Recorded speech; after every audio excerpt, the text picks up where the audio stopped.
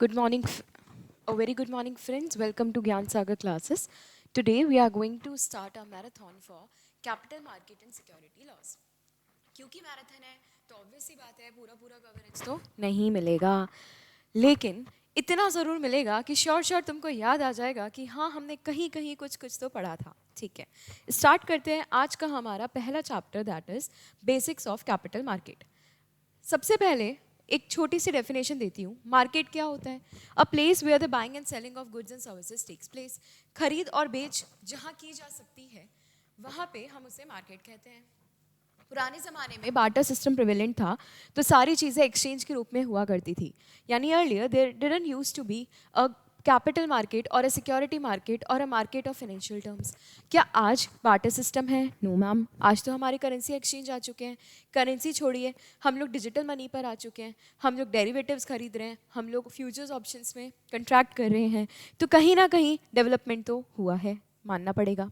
ठीक है, सबसे पहला सवाल आता है कि आप फाइनेंशियल मार्केट या कैपिटल मार्केट जो है उसकी ज़रूरत क्यों पड़ी? ट्रेड और इन्वेस्टमेंट के लिए. सच बोलूं तो ट्रेड और इन्वेस्टमेंट के लिए. फाइनेंशियल मार्केट का सबसे पहला सवाल जो तुम्हारे एग्जाम में आता है वो है,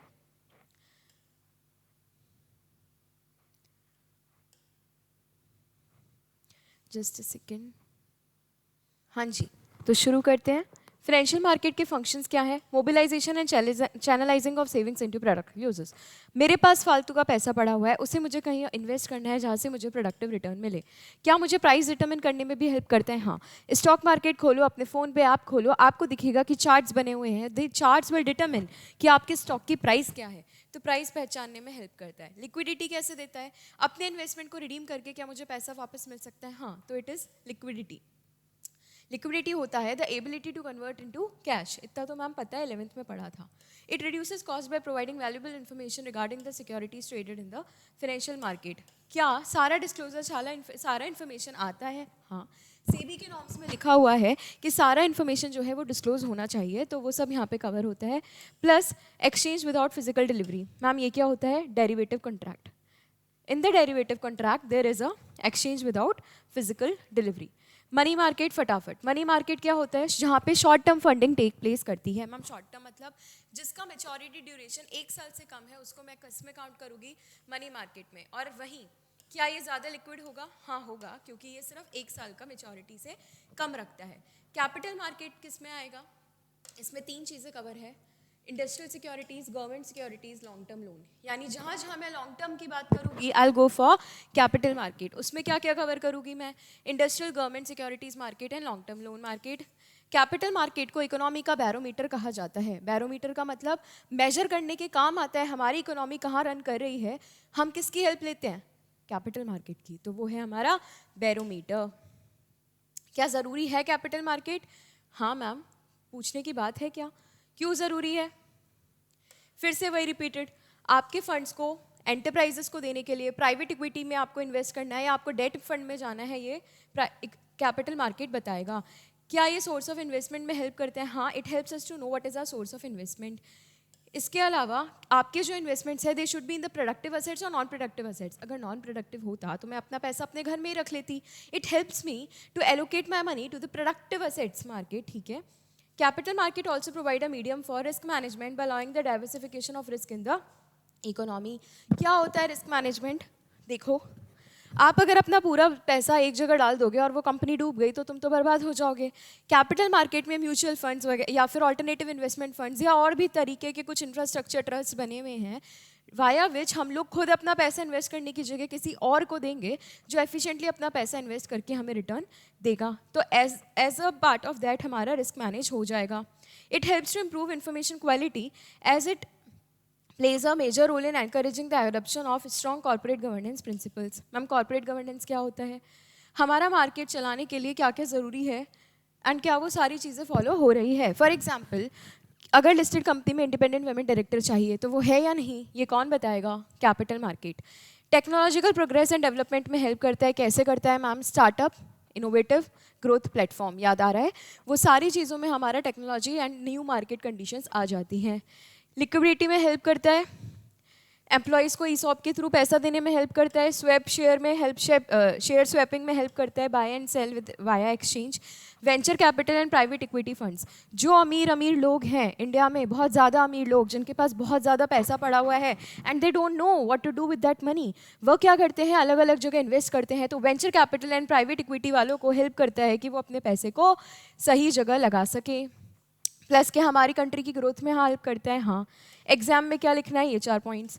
mobilise resource for investment, buying and selling of securities, efficient price discovery, price settlement in accordance with the time schedules. Ma'am ये क्या है, फ्यूचर्स एंड ऑप्शंस कॉन्ट्रैक्ट है बेटा। जब हम आज ही डिसाइड कर लेते हैं कि हमें फ्यूचर में ये शेयर कितने रुपए में बेचना है, तो क्या वो मेरा फ्यूचर टाइम डिलीवरी वाली बात आ गई। हाँ, सिक्योरिटी मार्केट क्या होता है, जहाँ पे buying and selling of securities takes place. यहाँ पे इसके क्या फंक्शंस हैं, देखो, इन्वेस्टमेंट एंड सेविंग्स के बीच में लिंक क्रिएट करता है। कैसे, मेरे पास फालतू पैसा पड़ा है, उसको मैं करूँगी इन्वेस्ट, ठीक है, और वो फालतू पैसा पड़ा है उसको मैं नाम क्या देती हूँ, सेविंग्स। आपकी जो सेविंग्स हैं आप उनको इन्वेस्ट करके रिटर्न्स पा सकते हो। नंबर 2, सेविंग्स को मोबिलाइज चैनलाइज करने में लिक्विडिटी कैसे देता है, बेचेंगे पैसा आ जाएगा, प्लस इंटरेस्ट डिविडेंड वगैरह मिलता है। And it is a market place for buy and selling of securities. 2 तरह के मार्केट होते हैं, let's cover from the difference part only. Primary market कौन सा होता है, जहाँ पे आप फ्रेश सिक्योरिटीज़ इश्यू करते हो। आईपीओ, मैम एफपीओ सेकेंडरी में आएगा क्या, बिकॉज यहाँ पे ऑलरेडी ट्रेडिंग सिक्योरिटीज़ की बात होती है, नहीं। जब आप एफपीओ लाते हो, एफपीओ का क्या मतलब होता है, you are further issuing the new shares. ऐसा नहीं है कि तुम पहली बार मार्केट में आ रहे हो, तुम मार्केट में पहली बार आए तो तुम आए आईपीओ के थ्रू, इसलिए वो प्राइमरी में कवर हुआ। एफपीओ क्यों प्राइमरी में कवर हुआ मैम, क्योंकि फर्दर प्रोसेस ऑफर में तुम क्या कर रहे हो, तुम्हारी कंपनी बन चुकी है, आईपीओ आ चुका है, अब तुम फर्दर फंड्स रेज करना चाह रहे हो, तो वो भी पहली बार ही माना जाता है। इसका क्या ऑब्जेक्टिव है, टू रेज फंड्स। यहाँ पे है कैपिटल एप्रिसिएशन, यहाँ पे आईपीओ आता है, यहाँ पे फर्दर ट्रेडिंग ऑफ सिक्योरिटीज जो ऑलरेडी ऑफर टेक्स प्लेस। ये न्यू इश्यू मार्केट या आईपीओ मार्केट है, दिस इज एफपीओ मार्केट। यहाँ पे आप डायरेक्टली कंपनी से खरीदते हो, यहाँ पे आप कंपनी की जगह क्या करते हो, इधर you go to the stock market और एनीवेयर एल्स एंड वहाँ से आप buying selling takes place. Primary market provide funds to new and old companies for expansion, it does not provide funding to the companies. यहाँ पे company and investors होते हैं, यहाँ पे इन्वेस्टर्स खुद के बीच में ट्रांजेक्शन करते हैं। यहाँ पे होते हैं अंडर राइटर्स, यहाँ पे होते हैं ब्रोकर्स। प्राइस जो होता है वो रेड हेरिंग प्रोस्पेक्टस के हिसाब से डिसाइड होता है, और यहाँ पे एक शेयर कितना ऊपर कितना नीचे जाएगा किस चीज़ पर डिपेंड करेगा, उसकी डिमांड एंड सप्लाई पर। अगर आज फार्मा सेक्टर की डिमांड ज़्यादा है तो माना जाएगा फार्मा का सारा शेयर जाएगा अप। अगर आज ऑटोमोबाइल सेक्टर नीचे की तरफ जा रहा है तो ऑटोमोबाइल का शेयर भी जाएगा नीचे। प्राइमरी मार्केट जो पैसा आएगा वो कैपिटल बन जाता है, वहीं सेकेंडरी मार्केट का कभी भी कैपिटल नहीं बनता। इसके अलावा सिक्योरिटीज़ मार्केट चलाने के लिए कौन कौन से लॉज आए, SEBI, Sakra, depository companies act, ma'am पढ़ रखा है पूरा। सेबी एक्ट बताने की ज़रूरत नहीं है, पूरा कवर्ड है अपना। क्यों ज़रूरत पड़ी रेगुलेशन की, अगर रूल्स और रेगुलेशंस नहीं होते तो क्या हमारा कैपिटल मार्केट ढंग से फंक्शन कर पाता, क्या नहीं। Specially capital market helps in institutional reforms in the securities market. Number 2, it helps in building regulatory and market institutions, strengthen the investor protection mechanism, provide efficient legislative framework for securities market. SEBI को regulator क्यों बोला जाता है, 3 functions है सेबी के, protect the interest of investors, promote the development of securities market, regulate the securities market. SEBI he regulator क्यों है, क्योंकि जो रूल्स बने हुए हैं अगर आप उनको फॉलो नहीं करते हो तो आप पे क्या पेनल्टी लगेगी, कैसे लगेगी, क्या रूल्स हैं, क्या रेगुलेशंस हैं, क्या तुम्हें एक्सप्लेनेटरी स्टेटमेंट देना होगा, क्या एक्स्ट्रा बताओगे, क्या कम बताओगे, वो सब कौन डिटरमिन करके देगा, सेबी। अच्छा, इसके बाद there are 3 main participants of financial market. अगर एग्जाम में क्वेश्चन आएगा व्हाट आर द पार्टिसिपेंट्स, क्या लिखेंगे हम, नंबर 1 इशूअर। इशूअर कौन होता है, जिन्हें पैसा उठाना है, कंपनी। अगर आज कंपनी शेयर को इशू कर रही है मतलब कंपनी वहाँ से पैसा उठा रही है। इन्वेस्टर, हम जैसे लोग जिनको अपना पैसा करना है invest, they are called as investors. Financial intermediaries जो मिडिल मैन का काम करते हैं, कस्टडियन, स्टॉक ब्रोकर। आज अगर मुझे शेयर खरीदना है तो क्या डायरेक्ट कंपनी से जाके शेयर खरीदूंगी या फिर अपना डीमैट अकाउंट ओपन कराऊंगी किसी डीपी के पास, डीपी डिपॉजिटरी पार्टिसिपेंट के पास जाऊंगी, डीमैट ओपन कराऊंगी, मेरा ब्रोकर होगा फिर एक जो मेरा कमीशन काटेगा हर एक ट्रांजैक्शन पे। तो ये वाली कौन सी बात हुई, 3 सबसे इंपॉर्टेंट पार्ट, क्या, एक होगी इश्यूअर कंपनी, एक होगा बायर या इन्वेस्टर और तीसरा होगा इंटरमीडियरी। अच्छा, who are the participants in capital market, number 1 QIB, अमीर लोग, who buy the shares of a company on a large scale. ये इंस्टीट्यूशनल इन्वेस्टर्स हैं who are generally perceive to possess expertise and financial efficiency. मेरे पास अगर 1000 करोड़ है तो क्या किसी भी चिंदी कंपनी में जाके इन्वेस्ट कर दूँ क्या? नहीं, मुझे 10 बार सोचना पड़ेगा क्योंकि मेरे पास अमाउंट बहुत ज़्यादा है। QIB जो लोग होते हैं ये होते हैं क्वालिफाइड इंस्टीट्यूशनल बायर्स। इन्हें हमने नॉर्मल बायर क्यों नहीं बोला? इन्होंने ऐसी कौन सी डिग्री ले ली कि इनको क्वालिफाई बोला जा रहा है? इनका शायद नेटवर्थ बहुत अच्छा होगा, इनका एक्सपर्टीज़ बहुत अच्छा होगा, इनका एक्सपीरियंस बहुत अच्छा होगा इस फील्ड में, तो हमने इन्हें नाम दिया क्वालिफाइड इंस्टीट्यूशनल बायर्स। क्या ये सिंगल होता है या फिर कलेक्टिव होता है? Ma'am, it is a collective group of people in which a large number of investors report faith and institution collects a large investable funds from investors to invest in the market. ये लोग market से पैसा उठाते हैं and they invest somewhere in the market. Investors usually have limited control on their investment in comparison to the individual investment. क्यों? क्योंकि आप अब यहाँ पे साथ में मिलके आ रहे हो। अगर आपका इंडिविजुअल इन्वेस्टमेंट होता तो तुम्हारा जब मन हो उसको पैसे को बाहर निकाल लो। यहाँ पे you are going on a collective basis, तो तुम्हारी अर्निंग भी कैसी होगी? कलेक्टिव।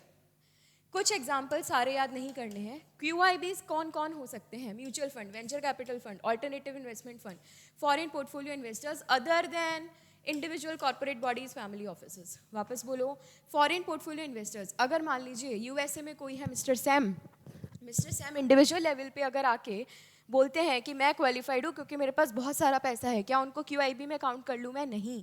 फॉरेन पोर्टफोलियो इन्वेस्टर्स चाहे उनके पास कितना भी पैसा हो, they can not B individuals, corporate bodies and family offices. उसके अलावा वो ट्रस्ट फॉर्म में आ रहे हैं, किसी और कलेक्टिव फॉर्म में आ रहे हैं, हमारे एजेंट अपॉइंट कर रहे हैं जिसके थ्रू इन्वेस्ट कर रहे हैं, everything is allowed.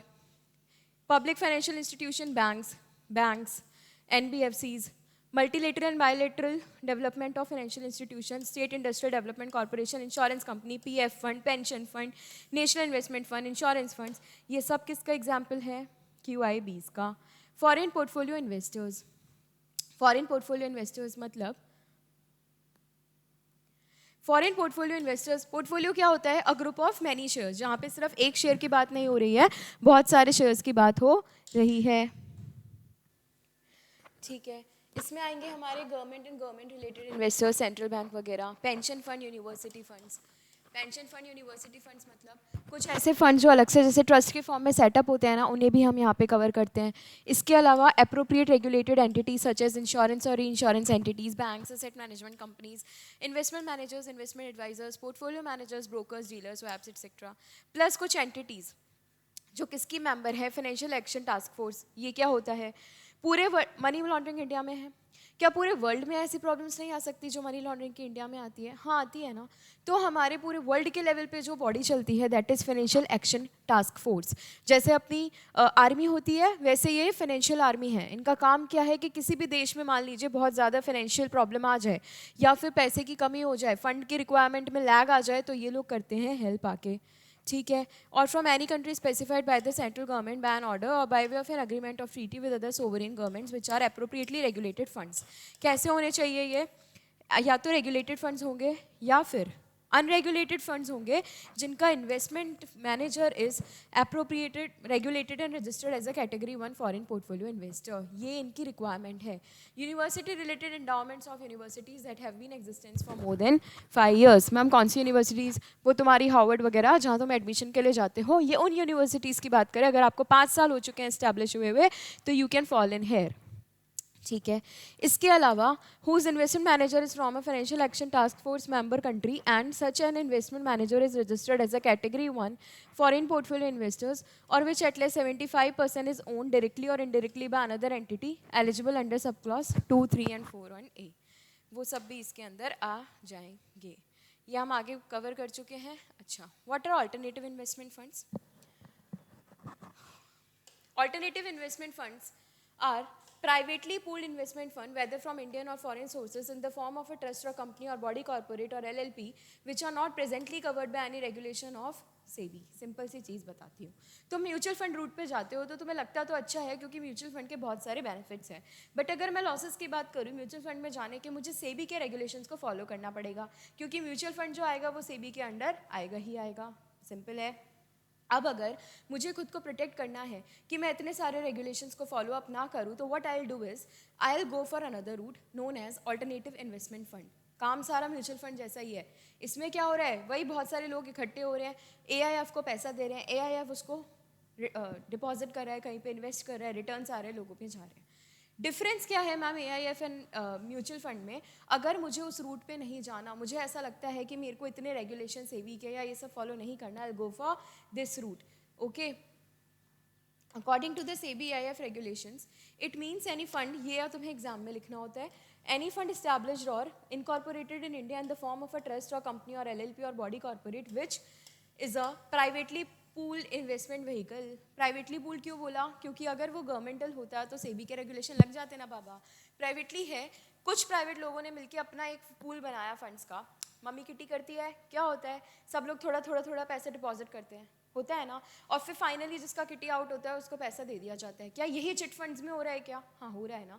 In the same way हम कुछ मिलके अपना पैसा दे रहे हैं AIF को, and AIF will invest them somewhere, plus it is not covered under the SEBI mutual fund regulations. क्यों लिखना पड़ा मुझे ये अलग से कि म्यूचुअल फंड में नहीं आएगा? क्योंकि इसके हरकतें सारी कैसी हैं, जैसे इंडिया के म्यूचुअल फंड की हैं। अच्छा, AIF में क्या क्या नहीं आएगा? तुम फैमिली वाले मिलकर काम कर रहे हो, अगर तुम रिलेटिव्स हो, तुम घर के ही लोग हो, चाचा बाबा दादा दादी ये सब, तुमने मिलके पैसे इकट्ठा किया, उसको कहीं इन्वेस्ट किया, उससे रिटर्न से आपस में बांटे, तुम्हारी फैमिली के लिए हो रहा है या पब्लिक बेनिफिट के लिए हो रहा है? फाइनल फैमिली के लिए, उसको मैं यहाँ पे कवर नहीं करूँगी। ESOP ट्रस्ट यहाँ पे नहीं आएगा, रीज़न बीइंग ESOP ट्रस्ट जो है वो ESOP के अंदर ही जाएगा। ESOP के अलग से रेगुलेशंस बने हुए हैं अपने, तो वो सारा पैसा ESOP में जाएगा, यहाँ कवर नहीं होगा। एम्प्लॉय वेलफेयर ट्रस्ट या ग्रेचुइटी ट्रस्ट, ठीक है। Holding companies with the meaning of section this of companies act. Holding company कौन सी होती है मैम? जो एक सब्सिडरी कंपनी पर अपना एक्विजिशन करके होल्ड करती है। सिंपल सी बात, अगर मेरा 50% से ज़्यादा शेयर एक कंपनी में है तो वो मैं बन जाऊंगी होल्डिंग कंपनी। या फिर कोई स्पेशल पर्पस व्हीकल जो कि सिक्योरिटाइजेशन ट्रस्ट या फिर किसी रेगुलेटरी फ्रेमवर्क में बने हुए हैं। एग्जाम्पल के लिए, अगर रियल एस्टेट इन्वेस्टमेंट ट्रस्ट है और वो रियल एस्टेट इन्वेस्टमेंट ट्रस्ट कुछ लोगों ने मिलकर अपने काम के लिए बनाया, सिक्योरिटाइजेशन ट्रस्ट है जहाँ हम मिलकर पैसा दे रहे हैं, फिर जब इकट्ठा हो जाएगा किसी एक को दे देंगे, क्या इसको भी मैं काउंट करूँगी AIF में? नहीं। Funds manage by securitisation company or reconstruction company, SARFAESI, securitisation and reconstruction of financial assets and enforcement of security interest. क्या होता है यहाँ पे? मानो तुम एक बैंक हो, आज अगर तुम्हें लोगों से पैसा वसूलना है और ये काम तुम्हारे लिए हो रहा है थोड़ा सा भारी, कि लोग तो इंडिया के ख़राब है, मैं उनके पास पैसा है वो देने में तो रोने ही वाले हैं, अब मैं पैसा कैसे लेकर आऊँ? तो व्हाट आई डू इज़, मैं जाके एक अपना पूरा असेट, ये जो पैसा आना है इसको असेट ही बोलोगे ना, रिसीवेबल है ना अपना, मैं अपने रिसीवेबल्स को ट्रांसफ़र कर दूंगी किसी एक असेट मैनेजमेंट कंपनी को या व्हीकल को, जो क्या करेगा फर्दर उस पैसे को वसूलने की सारी जिम्मेदारी उठा लेगा। तो अगर ऐसा कोई फंड है वो भी हम AIF में नहीं लेंगे। मैम ये वापस समझाओ, देखो क्या हुआ, मेरे रिसीवेबल्स मैंने किसी कंपनी को ट्रांसफ़र किए कि भाई एक काम कर, आज तू मुझे लमसम में इतना दे दे। फॉर एग्जांपल 100 करोड़ का रिसीवेबल है, आज तू आज 95 करोड़ दे, मेरे को फ्री कर। अब इन लोगों से पैसा वसूलने का काम तेरा, क्योंकि मैं तो फ्री हो गया, मैंने बेच दिए अपने रिसीवेबल। सामने वाली कंपनी क्या करेगी, लोगों को यूनिट्स देगी या कुछ भी देगी और क्या कहेगी कि 3 महीने बाद मेरे पास इतना पैसा आ जाएगा, आज आप मेरी कंपनी में इन्वेस्ट कर दो, यूनिट्स में इन्वेस्ट कर दो। अगर आप ऐसा कोई फंड चला रहे हो तो वो भी AIF में नहीं आएगा। कैटेगरीज ऑफ AIF, इसमें कौन से आएंगे? बड़े वाले सारे, सबसे अमीर कौन? कैटेगरी 2 1, उसके बाद थोड़े गरीब और उसके बाद सबसे गरीब। मैम ये गरीब है नहीं, अपन सबसे तो बहुत अमीर है बट बोलने के लिए। ये कौन हुआ? कैटेगरी 1। ये क्या हुआ? कैटेगरी 2। ये कैटेगरी 3। कैटेगरी 1 में क्या आएगा? VSF, venture capital funds, small and medium enterprise funds, infra funds, ठीक है। प्राइवेट इक्विटी फंड्स आएंगे कैटेगरी 2 में, एंड कैटेगरी 3 में आएंगे हेज फंड्स। हेज फंड्स कौन से होते हैं? सट्टे वाले, जिसमें हमें बाय और सेलिंग करनी है। एक बार प्लीज इसको ध्यान से पढ़ लो। Category 1, which invest in the startup or early stage ventures or social ventures or SME या फिर इंफ्रास्ट्रक्चर या other sector where the government or regulators consider it socially or economically desirable. जो बड़े बड़े जगह इन्वेस्ट कर रहे हैं, जो हमें लगता है देश की ग्रोथ और डेवलपमेंट में हेल्प कर रहे हैं, वो होंगे हमारे infrastructure trust. Category 2 which does not fall in category 1 और 3। Very easy. 2 में कौन आया? जो 1 और 3 में नहीं आया। फिर भी which does not undertake leverage or borrowing other than to meet day-to-day operational requirements and as permitted in the regulations। ये कभी भी पैसा उधारी पे नहीं लेते except to meet their normal expenses। Category 3, यहाँ पे क्या हो रहा है? Diverse and complex trading strategies and may employ leverage including through investment in listed and unlisted derivatives। Venture capital. Venture capital fund means alternative investment fund which invests primarily in the unlisted securities of startups, emerging startups या venture capital undertakings mainly involved in new products, new services, technology, intellectual property rights या फिर new business model including an angel fund. सीधी सी simple सी बात है. Venture capital funding क्या होता है? यहाँ पे आप लोग पैसे इकट्ठे करते हो and you are going to invest in some new sort of things. ऐसा पुराने वाला इन्वेस्टमेंट नहीं कर रहे तुम. या तो तुम किसी स्टार्टअप कंपनी में इन्वेस्ट कर रहे हो. Startup company obviously startup company कब बनी होगी? When it is made for innovation and growth purpose. ठीक है, कुछ तो नया किया होगा उसने, तभी वो स्टार्टअप है. या फिर नई टेक्नोलॉजी, नई आईपी राइट्स, ये सब हो रहा है तो it will come under the part of venture capital. Areas of investment. Different venture capital groups prefer different types of investments. Some specialize in seed capital and early expansion while others focus on exit financing. Biotechnology, medical services, communication, electronic components, software companies, ये सारे कौन से होती हैं जिनमें आज हमारा सबसे ज़्यादा मन आता है? Private equity. प्राइवेटली फंडिंग जो होती है उसी को हम प्राइवेट इक्विटी कहते हैं. Not a very big deal. तुम पब्लिक में जा रहे हो तो तुम क्या कर रहे हो? पब्लिक इशू कर रहे हो. वहीं तुम प्राइवेट लोगों को कुछ अपने इक्विटी या फंड्स दे रहे हो, it will be known as the private equity. Private equity is a type of equity or finance and one of the asset class who take securities and debt in operating companies that are not publicly traded on a stock exchange. Please फिर से सुनो, ये क्या करते हैं? Type of equity which is not traded on a stock exchange. अभी तो बताया. अगर मैं नॉर्मल रूट पे जाती तो मैं उसे क्या बोलती? Public stock exchange, public holding. But यहाँ पे तो मैं जा ही नहीं रही हूँ. यहाँ पे तो मैं स्टॉक मार्केट में जा ही नहीं रही हूँ. प्राइवेटली लेवल पे अगर किसी कंपनी ने अपने लोगों को फंड्स दिए तो उसे मैंने क्या नाम दिया? Private equity. ये पब्लिकली ट्रेडेड नहीं होती है, या फिर अगर ये पब्लिकली ट्रेडेड है तो भी ये प्राइवेट की तरह काम करेगी. कहाँ से आता है ये private equity? High net worth individuals and firms that purchase stakes in private companies or acquire control of public companies to make them private and make them delist from the stock exchange. अभी जो मैंने line बोली ना कि public में investment तो कर रहे हो बट तुम्हारा पर्पस क्या है? इस पब्लिक को ही प्राइवेट बनाने का. अगर तुम इस पर्पस से इन्वेस्टमेंट करने जा रहे हो तो भी तुम यहाँ पे नहीं आओगे. By purchasing companies the firm gain access to the assets and revenue sources. जिससे क्या होगा? बहुत ज़्यादा रिटर्न आएगा. इतना ज़्यादा आएगा कि एंड में हम ही उस कंपनी को खरीद लेंगे और ऐसे करके हमारी पब्लिक हो जाएगी प्राइवेट. प्राइवेट इक्विटी आप 3 तरह से कर सकते हो. Number 1, leverage buyout. Leverage buyout क्या होता है? Strategy of making equity investment as a part of transaction in which a company or business asset is acquired from the current shareholders with the use of financial leverage. कहने का सीधा सा मतलब है, leverage मतलब क्या होता है? किसी भी कंपनी में डेट, उसकी बोरोइंग, उसका लोन, उसको हम नाम देते हैं लिवरेज. तो अगर आज कोई कंपनी क्या कर रही है? अपने उधारी के पैसों से, आपने किसी से पैसा उधार लिया और उससे जाके कोई कंपनी को खरीद लिया, तो what will be called? It will be called as leverage buyout.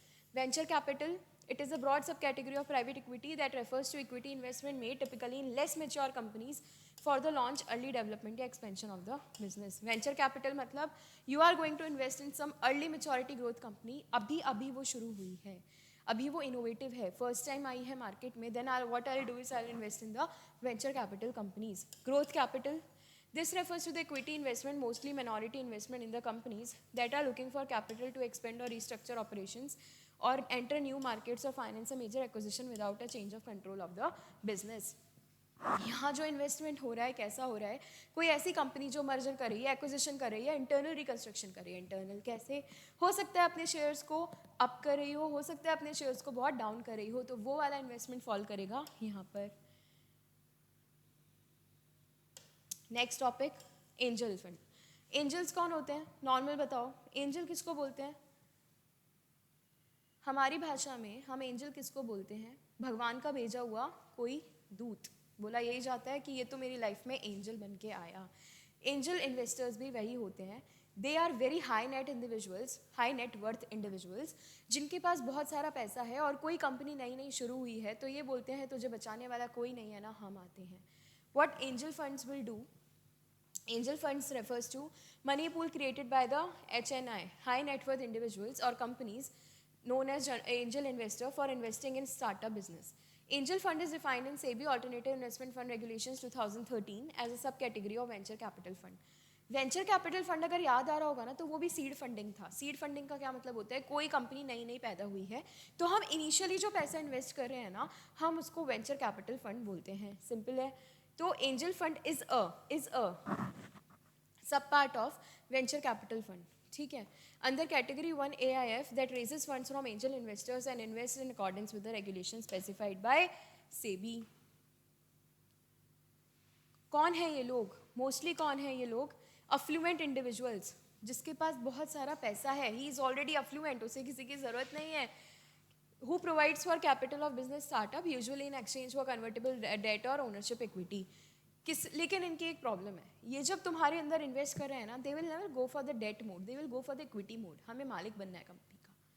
भाई तुम्हें शुरू में कोई पैसा देने को राजी नहीं था, आज तुम कोई बिजनेस शुरू कर रहे हो, ये लोग तुम्हारे लिए भगवान का दूध बनकर आए और इन्होंने बोला कि कोई नहीं देगा तो हम पैसा देंगे, बट उसके पीछे कंडीशन क्या रखी, that we will do the equity investment only, हम तुम्हारी इक्विटी खरीदेंगे, और अगर तुम डेट दोगे ना तो वो कन्वर्टेबल डेट होगा। सीधा सा मतलब है, कन्वर्टेबल डेट इक्विटी ही होता है, आज नहीं तो कल तो उसको इक्विटी का पार्ट बनना ही है, ठीक है। A small but increasing number of angel investors invest online through equity crowdfunding or organize themselves into angel group or angel networks to share research and pool of their investment capital to provide advice to the portfolio companies. They are typically the earliest equity investment made in startup companies. Mostly कहाँ जाएंगे ये, startup company में। इनका कोई भी अच्छा choice इनकी कुछ भी हो सकती है, they can be regional, industry, academic, वो इनकी चॉइस है इनको कहाँ पैसा इन्वेस्ट करना है। Typically they help in business formation.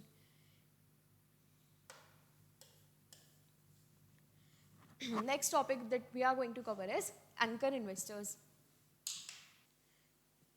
हाँ जी, तो नेक्स्ट टॉपिक है anchor investors. Who are anchor investors? They are the qualified institutional buyers who makes an application for a value of at least कितना, 10 करोड़। अगर कोई कंपनी आज अपना इशू लेकर आ रही है तो एंकर इन्वेस्टर में हर किसी को नहीं बोल सकती। एटलीस्ट कितना इन्वेस्टमेंट किया होगा इन्होंने, 10 करोड़ का मिनिमम अमाउंट। अब तुम सोच सकते हो कि 10 करोड़ का मिनिमम अमाउंट इन्वेस्ट करने वाला आदमी कितना बड़ा होगा, अच्छा ही होगा।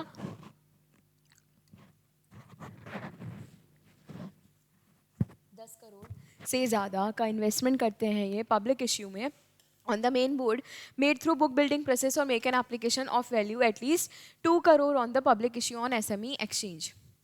SME exchange कौन सा होता है, स्मॉल एंड मीडियम एंटरप्राइज वाला एक्सचेंज। यानी अगर मैं नॉर्मल रूट पे जा रही हूँ तो मिनिमम अमाउंट कितना इन्वेस्ट होना चाहिए, 10 crore. And if I going for the SME exchange route तो मेरा मिनिमम अमाउंट कितना होना चाहिए, 2 करोड़ का। कैसे होगे तुम एंकर इन्वेस्टर? अगर as an anchor investor invest कर रहे हो तो तुम्हें कुछ बातों का ध्यान रखना है। In case of public issue on the main board, main board क्या है ma'am, recognise stock exchange, main board. अगर आप वहाँ जा रहे हो तो you have to be maximum 2 investors, और एलोकेशन कितना करोगे तुम, 10 करोड़ का।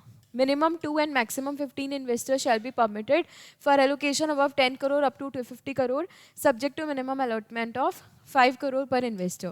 In case of allocation above 250 crore, a minimum of 5 investors and maximum of 15 investors for allocation up to 250 crore, and additional 10 investors for additional 250 crore, a part thereof shall be permitted, subject to a maximum allotment of 5 crore as such.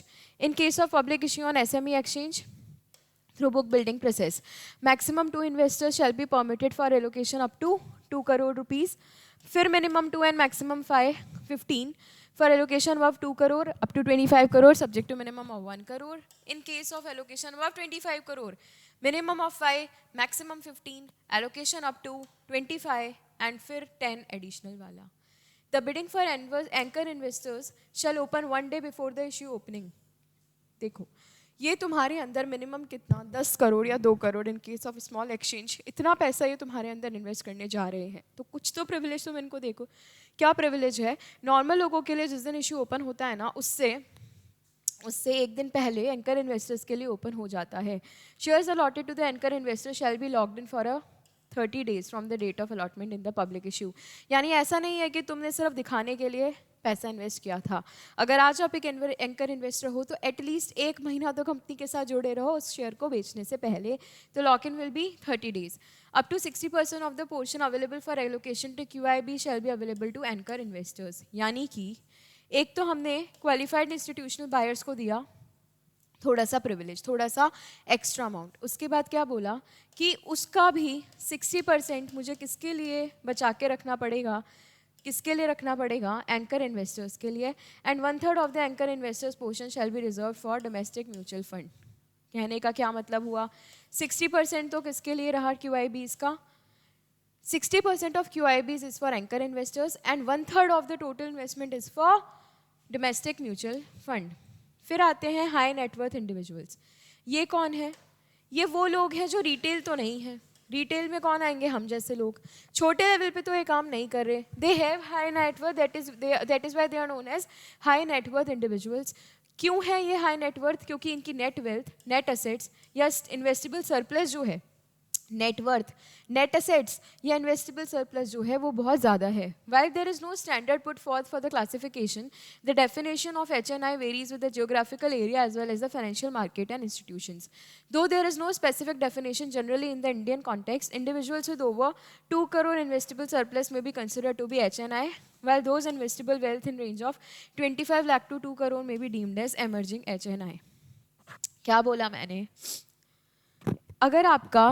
अगर आपका investable surplus सब कुछ करने के बाद तुम्हारे पास surplus बचता है, देखो तुम कोई पैसा तुम्हारे पास है, जब तुम उसको पूरा यूज़ कर लोगे, जो एक्स्ट्रा अमाउंट बचा, अगर आपका सरप्लस कितना है 10 करोड़ से ज़्यादा, सरप्लस नहीं तो आपकी वेल्थ किस रेंज में आ रही है? फ्रॉम 25 लाख टू 2 करोड़, तो आप बन सकते हो एमर्जिंग HNI। लेकिन if you apply for an amount under 2 lakh you are considered as the retail investor. क्यों बोला ऐसा? क्यों ज़रूरी था? देखो मुझे अगर HNI जानना है तो उससे पहले ज़ाहिर जानना ज़रूरी है कि छोटा इन्वेस्टर मैं किसको बोल रही हूँ। छोटा इन्वेस्टर का क्या मतलब हुआ? जिसका अमाउंट 2 लाख रुपए से कम। अगर आप 2 लाख से नीचे इन्वेस्ट कर रहे हो ना तो आप सारे रिटेल में फॉल करोगे। HNI बनने के लिए आपको उससे तो ऊपर जाना ही है मिनिमम। पेंशन फंड क्या होता है? एम्प्लॉयर अपनी कंपनीज में एम्प्लॉयज़ को देते हैं पेंशन फंड। कहने का सीधा मतलब है जब आप रिटायर हो जाओगे ना तो रिटायर होने के बाद आपको पेंशन मिलेगी, ठीक है। अब तुम्हें क्या लग रहा है कि वो पेंशन का अमाउंट कंपनी कहीं से उगा के लेकर आ रही है? नहीं, जिस दिन से तुम एम्प्लॉयमेंट में लगे थे ना उस साल से हर साल थोड़ा पैसा उस पेंशन फंड में डिपॉजिट होता है ताकि वन डे एट मेच्योरिटी तुम्हें वो पूरा लमसम में पैसा मिल सके। तो उसे हम बोलते हैं pension fund.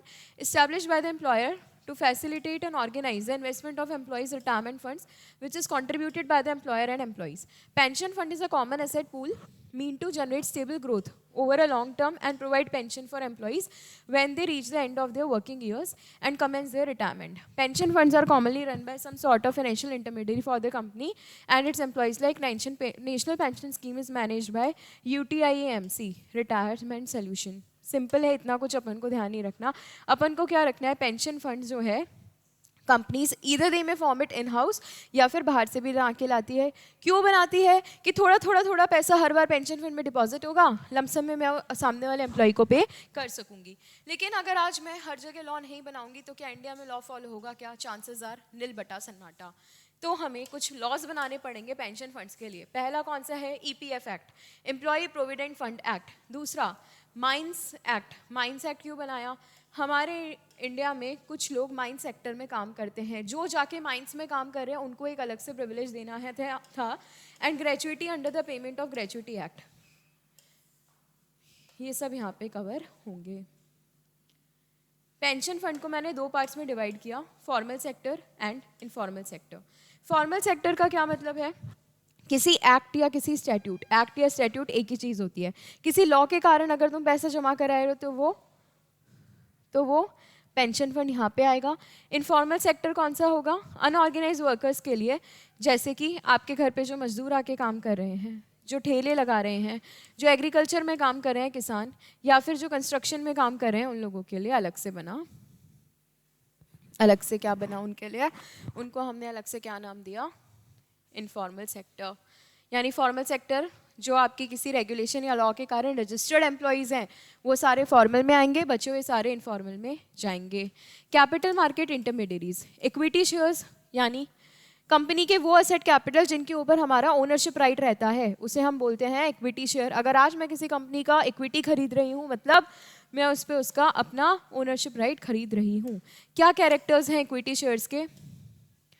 Equity shares having voting right at all general meeting of the company. These votes have the effect of controlling the management of the company. Simple सी बात है, इक्विटी खरीद रही हूँ यानी ओनरशिप कंट्रोल है, और ओनरशिप के लिए क्या डिसीजन मेकिंग में मेरा से होगा? हाँ होगा। कैसे होगा? वोटिंग राइट के थ्रू होगा।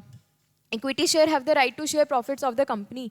अगर आज कंपनी प्रॉफिट बनाती है तो उसको डिविडेंड भी देना पड़ता है। Is it a compulsion? नहीं, कंपल्शन नहीं है। But to survive in the economy, अगर आपको एज अ कंपनी रन करना है तो आपको डिविडेंड तो डिक्लेयर करना पड़ेगा। However, even entity shareholders cannot demand declaration of dividend by the company which is left to the discretion. ज़रूरी नहीं है आप, it is not an obligation कि आपको dividend मिलेगा ही मिलेगा, but it is a choice कि आप मांग सकते हो। When the company is wound up, payment towards equity share capital will be made to you after all the payment. सबको देने के बाद आखिरी में तुम्हें पैसा मिलेगा। सिंपल सी बात है।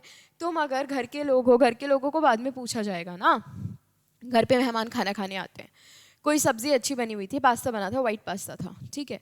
वाइट पास्ता मुझे भी बहुत पसंद है, मेरे मेहमानों को भी बहुत पसंद है। पहले मम्मा मेरे लिए बचा के रखेगी या मेहमानों के लिए? पहले मेहमानों के लिए, उसके बाद मेरे लिए। तो यही है, आप क्योंकि घर के लोग हो, इन केस कोई, वैसे तो कंपनी डिफ़ॉल्ट में नहीं आए, इन केस डिफ़ॉल्ट में आती है तो पहले मुझे दूसरे लोग को पे करना पड़ेगा, उसके बाद मेरा नंबर आएगा। इक्विटी शेयर होल्डर्स के पास में रहता है वोटिंग राइट, ठीक है। ये कर सकते हैं एफपीओ के टाइम पे शेयर्स को सब्सक्राइब। क्या ये प्रॉक्सी को भी अपॉइंट कर सकते हैं मीटिंग अटेंड करने के लिए? हाँ। इनको एनुअल अकाउंट्स की कॉपी मिलती है, रिसीव नोटिस मिलता है इनको मीटिंग का, इंस्पेक्शन करने का राइट इनके पास है। ईजीएम बुलवा के एक्स्ट्रा कुछ नए डिसीजंस लेने हैं करवा सकते हैं। क्या इनको बुक्स एंड रजिस्टर्स को इंस्पेक्शन करने का राइट है? हाँ। ईजीएम बुलवाने का राइट है? हाँ। और क्या है इनका right? They have a right to participate in decisions concerning fundamental and corporate changes, opportunity to participate effectively and vote in the general shareholding meetings, being informed of the rules including voting procedures that govern general shareholder meetings, opportunity to ask questions to the board of directors, participation का right है, ownership right है voting के through, plus grievances सुनना, हम company का, इनका right है कि इनकी ग्रीवेंस सुनी जाए, कंपनी की ड्यूटी है कि इनकी ग्रीवेंस को सुने। ग्रीवेंस क्या होता है? मैम डिविडेंड के लिए अप्लाई किया था, मतलब हम कंपनी के शेयर होल्डर थे, सबको डिविडेंड मिल गया, मुझे नहीं मिला। मैंने ट्रांसफ़र के लिए अप्लाई किया था, कंपनी ने ट्रांसफ़र नहीं किया। मेरे शेयर का ट्रांसमिशन होना था, लीगल हायर के पास जाना था, मेरी डेथ के बाद नहीं हुआ। वो सारे matters, plus minority share holders को राइट करने के लिए, प्रोटेक्ट करने के लिए हमारे पास में कुछ तो लॉज, कुछ राइट्स बने हुए हैं। Another type of share apart from equity share is shares with differential voting rights. Differential voting rights का मतलब वन वोट वन शेयर की बात नहीं हो रही है। अगर आज मैं डिफरेंशियल वोटिंग राइट वाला शेयर ले रही हूँ, यानी हो सकता है कि मुझे मेरी शेयर कैपिटल के हिसाब से वोटिंग राइट नहीं मिल रहा, उससे थोड़ा सा ज़्यादा मिल रहा है। दो चीज़ में मेरा राइट यहाँ डिफरेंट हो सकता है, एक तो क्या डिविडेंड और दूसरा क्या वोटिंग। एक कंपनी हमारे इंडिया में सबसे पहले किसने लाया था डीवीआर वाला शेयर, डिफरेंशियल वोटिंग राइट वाला शेयर? टाटा मोटर्स ने। कब ला सकते हो आप ऐसे शेयर्स? नंबर 1 आपके एओए में लिखा हुआ था। नंबर 2 टोटल वोटिंग पावर का 74% सिर्फ डिफरेंशियल वोटिंग राइट हो सकता है।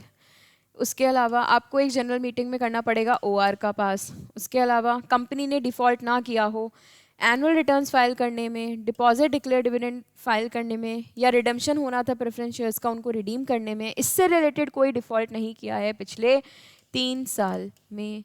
No default in past 3 years। Simple. Ma'am writing गंदी है। हाँ इनो गंदी है, समझ में नहीं आ रहा होगा, स्टिल अंडरस्टैंडेबल है। क्या बोला मैंने? या तो मैंने डिविडेंड पे करने में, या फिर एनुअल रिटर्न फाइल करने में, या फिर रीपेमेंट ऑफ फंड करने में पिछले 3 साल में किया कोई भी डिफ़ॉल्ट। मैंने किसी बैंक से कोई लोन लिया था, उसको पेमेंट करने में किया डिफ़ॉल्ट, या फिर स्टैट्यूटरी ड्यूज पे करने में किया डिफ़ॉल्ट। प्रेफरेंस शेयर्स क्या होते हैं? प्रेफरेंस शेयर्स वो शेयर्स होते हैं जिनको प्रेफरेंस मिलती है 2 चीज़ में, एक तो डिविडेंड मिलता है और एक क्या मिलता है? Repayment of capital in case of wind up of the company. इनका इक्विटी जैसा नहीं है कि शायद पैसा मिलेगा या नहीं मिलेगा, दे हैव अ राइट कि इनको तो पैसा मिलेगा ही मिलेगा, ठीक है। तो dividend at a fix rate, repayment of capital in case of winding up, 2 preference दिए गए, इसलिए तुम्हें क्या बोला? Preference shares. Number 1 dividend, number 2 repayment of capital. कुछ टाइप्स ऑफ प्रेफरेंस शेयर्स पे आ जाओ, एक सेकंड में समझाती हूँ। क्यूमुलेटिव का मतलब क्या होता है? अगर मानो मुझे 2 साल तक डिविडेंड नहीं मिला तो तीसरे साल में मेरा राइट है पिछले 2 साल का भी ले सकूँ। नॉन क्यूमुलेटिव, मुझे डिविडेंड नहीं मिला लेकिन अगले साल मिल गया तो सिर्फ अगले साल का मिलेगा, पिछले बार का लेने का राइट नहीं है। क्यूमुलेट का मतलब जब मुझे पिछले टाइम का भी क्यूमुलेट करने का मौका मिल रहा है, नॉन क्यूमुलेटिव का मतलब ऐसा कुछ मौका नहीं मिल रहा है. Convertible preference shares, those preference shares that will be converted into equity at some future date. Non convertible जो प्रेफरेंस है, प्रेफरेंस ही रह जाएंगे. पार्टिसिपेटिंग, इनको डिविडेंड में पार्टिसिपेट करने का मौका मिलता है, प्लस कई मीटिंग्स में भी पार्टिसिपेट करने का मौका मिलता है. Non participating, no right to participate. Debentures की डेफिनेशन है, डिबेंचर्स क्या होते हैं? डिबेंचर स्टॉक, बॉन्ड्स या कोई भी इंस्ट्रूमेंट. अरे सिंपल समझो ना, कंपनी का लोन कैपिटल. अब कंपनी लोन उठाना चाहती है, बैंक के पास जाएगी, लोन उठाएगी तो मार्केट रेट ऑफ इंटरेस्ट से लोन देना पड़ेगा. उससे अच्छा कंपनी क्या करेगी? लोगों से बोलेगी कि एक काम करती हूँ, लोगों से बोलती हूँ डिबेंचर्स इशू कर रही हूँ, थोड़ा थोड़ा इंटरेस्ट दे दूंगी. वो इंटरेस्ट रेट हमेशा मार्केट रेट से तो कम होना ही है, तो एक अमाउंट पे मुझे पैसा मिल जाएगा और सामने वाले को डिविडेंड मिलता रहेगा, प्लस रीपेमेंट ऑफ प्रिंसिपल हो जाएगा. Debenture is a document evidencing a debt or acknowledging it and any document which fulfills either of the conditions as a debenture. Debenture is issued as a certificate of indebtedness. मैंने पहले ही बोला कि मैं loan को loan का नाम ना देकर क्या नाम दे रही हूँ कि मैंने डिबेंचर इशू किया है. It indicates the date of redemption और also provide for repayment of principal. It creates a charge on the undertaking of assets of the company. यहाँ पे वोटिंग राइट्स नहीं होते हैं, कंपनी को पे करना है interest respective of profits. While issuance of debentures, the company shall ensure that the parameters of designation of deposits under the acceptance of deposit rules are not triggered. अब है categories of debentures. Fully convertible, कुछ ऐसे debentures होंगे जो कल जाके equity में convert हो जाएंगे फुल्ली. अगर मैंने 100 डिबेंचर्स इशू करे, इसका क्या मतलब होगा फ्यूचर में मुझे 100 शेयर्स मिलेंगे? नो मैम, ऐसा नहीं होता. हो सकता है कि तुम्हारा रेशियो अलग हो, 100 के बदले तुम्हें 500 शेयर्स मिल जाए. That doesn't matter. What matters is कि पूरे के पूरे जो तुम डिबेंचर्स इशू कर रहे हो ना, कल को जाके वो इक्विटी में कन्वर्ट हो जाएंगे. नॉन कन्वर्टेबल डिबेंचर्स ये वो है, they do not have any option to convert them into equity. अच्छा, ये ऑप्शन है या कंपल्शन है? मोस्टली ऑप्शंस रहते हैं कि आप चाहो तो इक्विटी में कन्वर्ट करा लो साहब, मेच्योरिटी पे नहीं कराना तो तुम अपना शेयर वापस, मतलब कैश में वापस ले जाओ डिबेंचर का अमाउंट. नॉन कन्वर्टेबल जो हमेशा डिबेंचर ही रहेगा. पार्टली कन्वर्टेबल, इसमें मेरे पास 2 कॉम्पोनेंट होंगे. आधा तो क्या होगा, आधा तो क्या होगा, इक्विटी होगा, और आधा क्या होगा, डेट होगा. ऐसे इंस्ट्रूमेंट्स को मैं कंपाउंड इंस्ट्रूमेंट्स भी बोलती हूँ. कंपाउंड फाइनेंशियल क्यों बोला मैंने इनको? क्योंकि इनके अंदर दोनों कंपोनेंट प्रेजेंट है. चाहो तो इतना पार्ट का इक्विटी ले जाना और इतना पार्ट आपका डेट रह जाएगा. ऑप्शनली फुली कन्वर्टेबल डिबेंचर्स का मतलब आपके पास ऑप्शन है फुली कन्वर्ट कराने का इक्विटी में. Bonds. Bonds are the debt security in which the issuer is bound to pay a specific rate of interest. Bound to pay, कभी मना नहीं किया जा सकता, plus repaid the principal amount. इसके क्या है characteristics? Fixed face value, debenture में फिक्स नहीं थी. फिक्स मेच्योरिटी डेट होती है, यहाँ पे प्रिंसिपल का रीपेमेंट होगा ही होगा. It provides regular payment of interest, चाहे एनुअली एनुअली या कैसे भी. Interest is calculated on percentage of face value, जिसको हम बोलते हैं coupon payment. Generally considered as less risky investment and it helps to diversify and grow the investors money. Types of bonds फटाफट. Government bonds जो हमारी government companies issue करती है. Corporate bonds issued by the corporates. Corporates can be private and private he only, not government. Private corporates. Banks, institutional. Last बता देती हूँ, समझाने का है. Tax saving bonds. हमारी गवर्नमेंट कुछ ऐसे बॉन्ड्स इशू करती है जिसमें बोलती है अगर हाँ तुमने पैसा इन्वेस्ट किया, for example if up to 1,50,000 you are investing in such bonds, तो उससे क्या होगा, तुम लोग का 1 सेकेंड, उससे क्या होगा कि तुम लोगों का जो टैक्स है वो सेव हो जाएगा. सीधा मतलब है, तुमने वहाँ 2 लाख रुपए इन्वेस्ट करे ना, तो अप टू 1.5 लाख रुपए तुम्हारा टैक्स का सीधा सीधा तुम्हें बेनिफिट मिल जाएगा. ठीक है. Foreign currency convertible bond and foreign currency exchangeable bonds, ये मैं तुम्हें इजीली समझा देती हूँ. या 1 सेकेंड. FCCB, FCEB एक ही बार में समझना. फॉरेन करेंसी कन्वर्टेबल बॉन्ड्स का क्या मतलब होता है? आज 2 कंपनीज हैं A एंड B. ठीक है. 2 कंपनीज कौन कौन सी हुई? 1 second. Yeah, I have 2 companies. One is company A and another one is company B. अगर फॉरेन करेंसी कन्वर्टेबल बॉन्ड्स की इशू की जाए ना, तो अगर आज A ने बॉन्ड्स इशू करे B को, तो फ्यूचर में B को बॉन्ड्स शेयर्स ही मिल जाएंगे किसके? A के. ये हुआ कन्वर्टेबल. किसने इशू किया था? ए ने। क्या इशू किया था? बॉन्ड। किसको किया था? बी को। फ्यूचर में क्या मिलेगा? ए का ही शेयर मिल जाएगा। तो ये हुआ फॉरेन करेंसी कन्वर्टेबल बॉन्ड्स। तो मैम इसमें फॉरेन कहाँ आया? बेटा कंट्रीज बाहर की हैं। हो सकता है ए इंडियन हो, बी यूएसए का हो।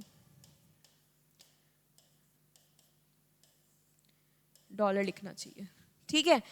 या तो एक कंट्री दोनों में से बाहर की होगी। वहीं पे मैं बात करूंगी ए, बी और सी की। ए, बी और सी की। ए ने बॉन्ड्स इशू किया बी को, ठीक है। ए ने बॉन्ड्स इशू किया बी को। सी ने बोला आपका सारा जो बॉन्ड से पैसा आया होगा ना, वो पूरा पैसा हमारे को दे दो, आप आपके बॉन्ड्स का राइट हमारे को दे दो। फ्यूचर में सी के अगर मुझे शेयर्स मिलते हैं, मुझे बताओ सी पिक्चर में कैसे आया? ए ने किए थे बी को बॉन्ड्स इशू, पैसा आया था, वो का पूरा पैसा सी ने बोला मेरे शेयर्स जो हैं वो तुम खरीद लो, वो कैश मुझे दे दो। ए के पास सी के शेयर्स आ गए और अब जो शेयर्स ए बी को देगा ना, वो सी के शेयर्स देगा। तो ये हुआ फॉरेन करेंसी एक्सचेंजेबल बॉन्ड्स। ए इंडिया का, बी यूएसए का और डी यूरोप। क्लियर यहाँ तक? क्या बोला वापस समझना। अगर दो ही कंपनी इन्वॉल्व है, जिसने बॉन्ड इशू करे, अगर उसी के शेयर्स इशू करे हैं तो वो क्या हुआ? Foreign currency convertible bond. जिसने बॉन्ड इशू करे उसके अलावा वाला किसी तीसरी कंपनी के शेयर्स आए तो foreign currency exchangeable bonds. Derivative क्या होता है? इसकी वैल्यू जो है वो अंडरलाइंग से डिराइव होती है। कहने का सीधा मतलब हो सकता है निफ्टी, सेंसेक्स, फ्यूचर, इंडेक्स, इनके ऊपर से इनकी वैल्यू डिराइव होती है, तो हम उसको बोलेंगे डेरिवेटिव। उसकी खुद की कोई पर्सनल वैल्यू नहीं है, वो अपनी वैल्यू डिराइव कर रहा है किसी और इंस्ट्रूमेंट से, तो उसको मैंने नाम दिया डेरिवेटिव। कॉमोडिटी डेरिवेटिव या फिर सेंट्रल गवर्नमेंट जिस चीज़ को बोलते हैं उसको मुझे मानना पड़ेगा डेरिवेटिव। फॉर एग्जाम्पल मैंने बोला कि इंडिया अगर मैच जीतती है तो मैं तुम्हें अपना घर दे दूंगी। अब तुम्हें मेरा घर मिलेगा या नहीं मिलेगा किस पे डिपेंड कर रहा है? इंडिया की हार और जीत पे।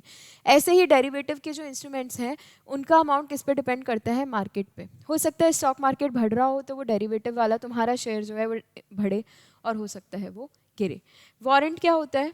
Warrant means an option issued by a company whereby the buyer is granted the right to purchase a number of shares, usually one of its equity share capital at a given exercise price during the given period. यहाँ पे they have a right but not the obligation to convert them into the equity share.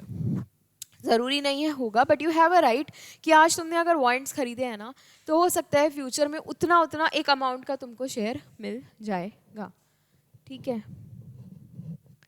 एक example है, if the conversion price of the warrant is 70 and the current market price is 110, the investor will convert the warrant। तुम कितने में कर पाओगे? 70 में। Market से खरीदते तो कितना देना पड़ता? 110। 40 रुपये का जो कैपिटल गेन होगा वो तुम्हारा होगा, सही है। और अगर मानो अभी तुमने वारंट कितने में लिया था? 70 में। मार्केट प्राइस चल रही है 40 की, कन्वर्ट कराओगे? बेवकूफ़ थोड़ी हो, तुमको लॉस हो रहा है 30 रुपये का। तो इन that case you will say कि मुझे तो एक्सरसाइज ही नहीं करना अपना वारंट का option. Next one, REIT. REIT क्या होते हैं? Real estate investment trust. Investment trust कहीं भी क्या होता है, हमने बहुत सारा पैसे इकट्ठा किया, इन्वेस्टमेंट ट्रस्ट को जमा कराया, इन्वेस्टमेंट ट्रस्ट उसे इन्वेस्ट करेगा कहीं पे और वहाँ से जो रिटर्न्स आएंगे वो लोगों को दिए जाएंगे। रियल एस्टेट इन्वेस्टमेंट ट्रस्ट को रियल एस्टेट इन्वेस्टमेंट ट्रस्ट ही क्यों बोला? क्योंकि ये लोग पैसा कहाँ डाल रहे हैं? मोस्टली रियल एस्टेट में पैसा डाल रहे हैं। It is less capital intensive. Direct investment in the real estate property is very capital intensive. यहाँ पे कैपिटल की इतनी ज़रूरत नहीं है क्योंकि छोटे छोटे बहुत सारे लोग इकट्ठा करके पैसा दे रहे हैं। तो पैसा तो बहुत है, लेकिन क्योंकि तुम्हें तो थोड़ा सा ही देना है, 10,000 करोड़ है तो तुमसे तो 1 ही करोड़ मांगा जा रहा है, ठीक है। स्मॉल इन्वेस्टर्स के लिए सही है, ट्रांसपेरेंसी रहती है, कहाँ इन्वेस्ट किया, क्या रिटर्न आया तुम देख सकते हो, डिविडेंड यहाँ पे मिलता है, टैक्स फ्री होता है, कैपिटल एप्रिसिएशन फास्ट है यहाँ पे, क्योंकि तुम प्रॉपर्टी में, रियल एस्टेट में इन्वेस्ट कर रहे हो। रियल एस्टेट के प्राइसेस जैसे हाइकअप होंगे तुम्हारा भी प्रॉफिट हाइकअप होगा, and it is easy to buy. Infrastructure investment trust, ये कहाँ इन्वेस्ट करते हैं? इंफ्रास्ट्रक्चर इन्वेस्टमेंट ट्रस्ट कहाँ इन्वेस्ट करते हैं? मोस्टली इंफ्रास्ट्रक्चर सेक्टर में इन्वेस्टमेंट करते हैं, ठीक है। Trustee, they are required to be registered with the SEBI as debenture trustees, और 80% अमाउंट इन्हें कहाँ डालना है, इंफ्रास्ट्रक्चर में.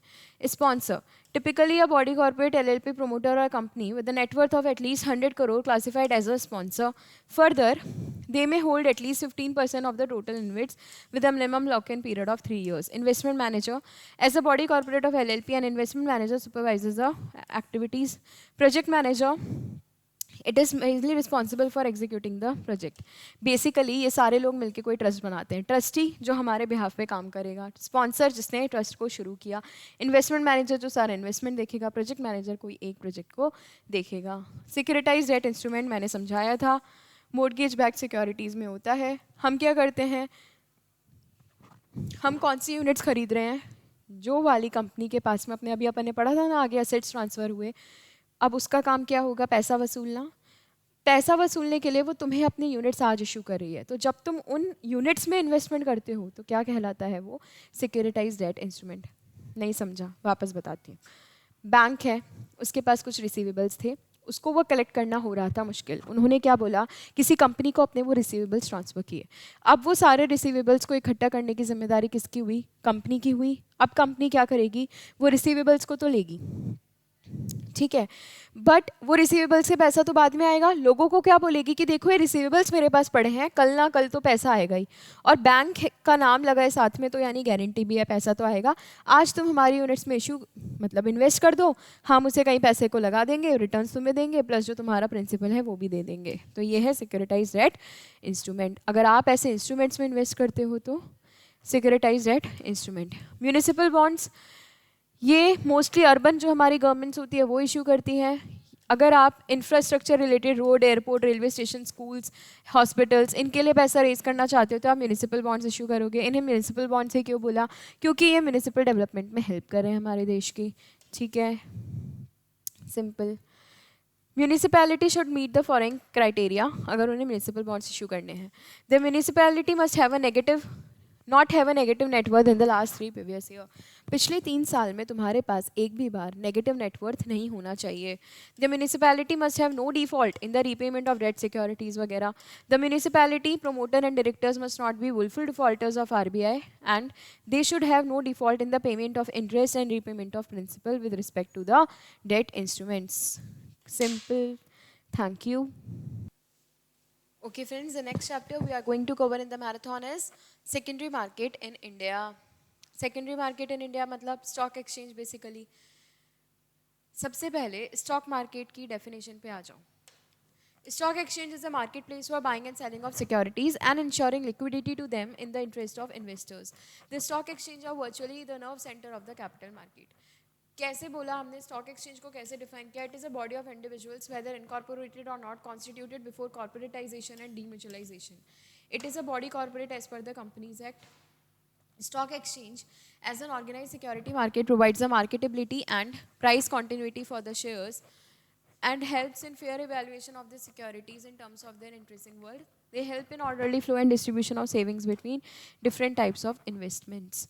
क्या स्टॉक एक्सचेंज के रोल है इंपॉर्टेंट यहाँ से, it acts as a continuous market for securities. ऐसा थोड़ी है मैंने आज कोई शेयर खरीदा कल मैं खरीद ही नहीं सकती. It gives me a continuous market responsibility for securities evaluation. अगर आज एक कंपनी है उसकी परफॉर्मेंस, उसकी स्टेबिलिटी किस पे डिपेंड करेगी, स्टॉक मार्केट पे. It helps in mobilizing the savings. Most of the public cannot invest in the bulk amount in securities, so they invest indirectly in mutual funds वगैरह. It enables healthy speculation. Healthy speculation. सट्टाबाजी India में legal है, illegal है. लेकिन healthy speculation यहाँ पे आप कर सकते हो, यानी यहाँ आप सट्टा खेल सकते हो विदाउट एनी प्रॉब्लम कि आपका प्रॉफिट या लॉस होगा. उसके लिए भाई आज मैंने कोई शेयर खरीदा क्या सोच के कि महंगा होगा तो बेच दूंगी. मेरे माइंड में सट्टा ही तो था कि महंगा होगा तो बेच दूंगी, ठीक है, बट वो अलाउड सट्टा है. इन्वेस्टर्स की कैसे प्रोटेक्ट करता है, सेबी के कारण लिक्विडिटी इंश्योर करता है. इकोनॉमिक बैरोमीटर, कैपिटल मार्केट अपन पहले भी पढ़ के आए थे. Exercise vigilance over companies. Foreign capital को भी यहाँ पे, क्या फॉरेनर्स भी इंडियन कंपनीज में इन्वेस्ट कर सकते हैं, हाँ. Stock exchanges ensure safety of capital and fair dealing. It regulate the company management. India के स्टॉक मार्केट 2 हैं, BSE एंड NSE. BSE को हम पहले बोलते थे बॉम्बे स्टॉक एक्सचेंज, NSE को बोलते थे national stock exchange of India limited. कौन कौन से एक्ट्स लगेंगे अगर आप एक स्टॉक मार्केट बनने जा रहे हो, SEBI Act, Companies Act, SCRA Act, Depositories Act. Trading mechanism, trading mechanism कुछ भी नहीं है। सबसे पहले तो ट्रेडिंग मैकेनिज्म में आता है तुम सारा ट्रेडिंग कैसे कर पा रहे हो आज स्टॉक मार्केट में in the dematerialisation basis, demat form में कर रहे हो। It is the process by which the physical certificates are converted into the equivalent number of securities. Electronic trading, यहाँ पे क्या होता है, आपकी ऑर्डर मैचिंग की जाती है। मुझे इतने रुपए में शेयर खरीदना था, रिया को उतने रुपए में शेयर बेचना था। मैं और रिया जब साथ में मिले, मुझे उतने में खरीदना था, रिया को बेचना था, क्या मैचिंग हो गई? हाँ। यानी ये किस पे काम करता है? मैचिंग प्रिंसिपल्स पे। अब बताओ तुम्हें क्या फिजिकली वहाँ जाने की ज़रूरत है? अगर रिया रहती है मुंबई में, शैल आई गो टू रिया, मुझे उसके पास जाके काम करना पड़ेगा क्या? नहीं ना, इलेक्ट्रॉनिक है, मैं अपने यहाँ से ऑर्डर रखूँगी, वो अपने वहाँ से रखेगी, हमारा मैच होगा।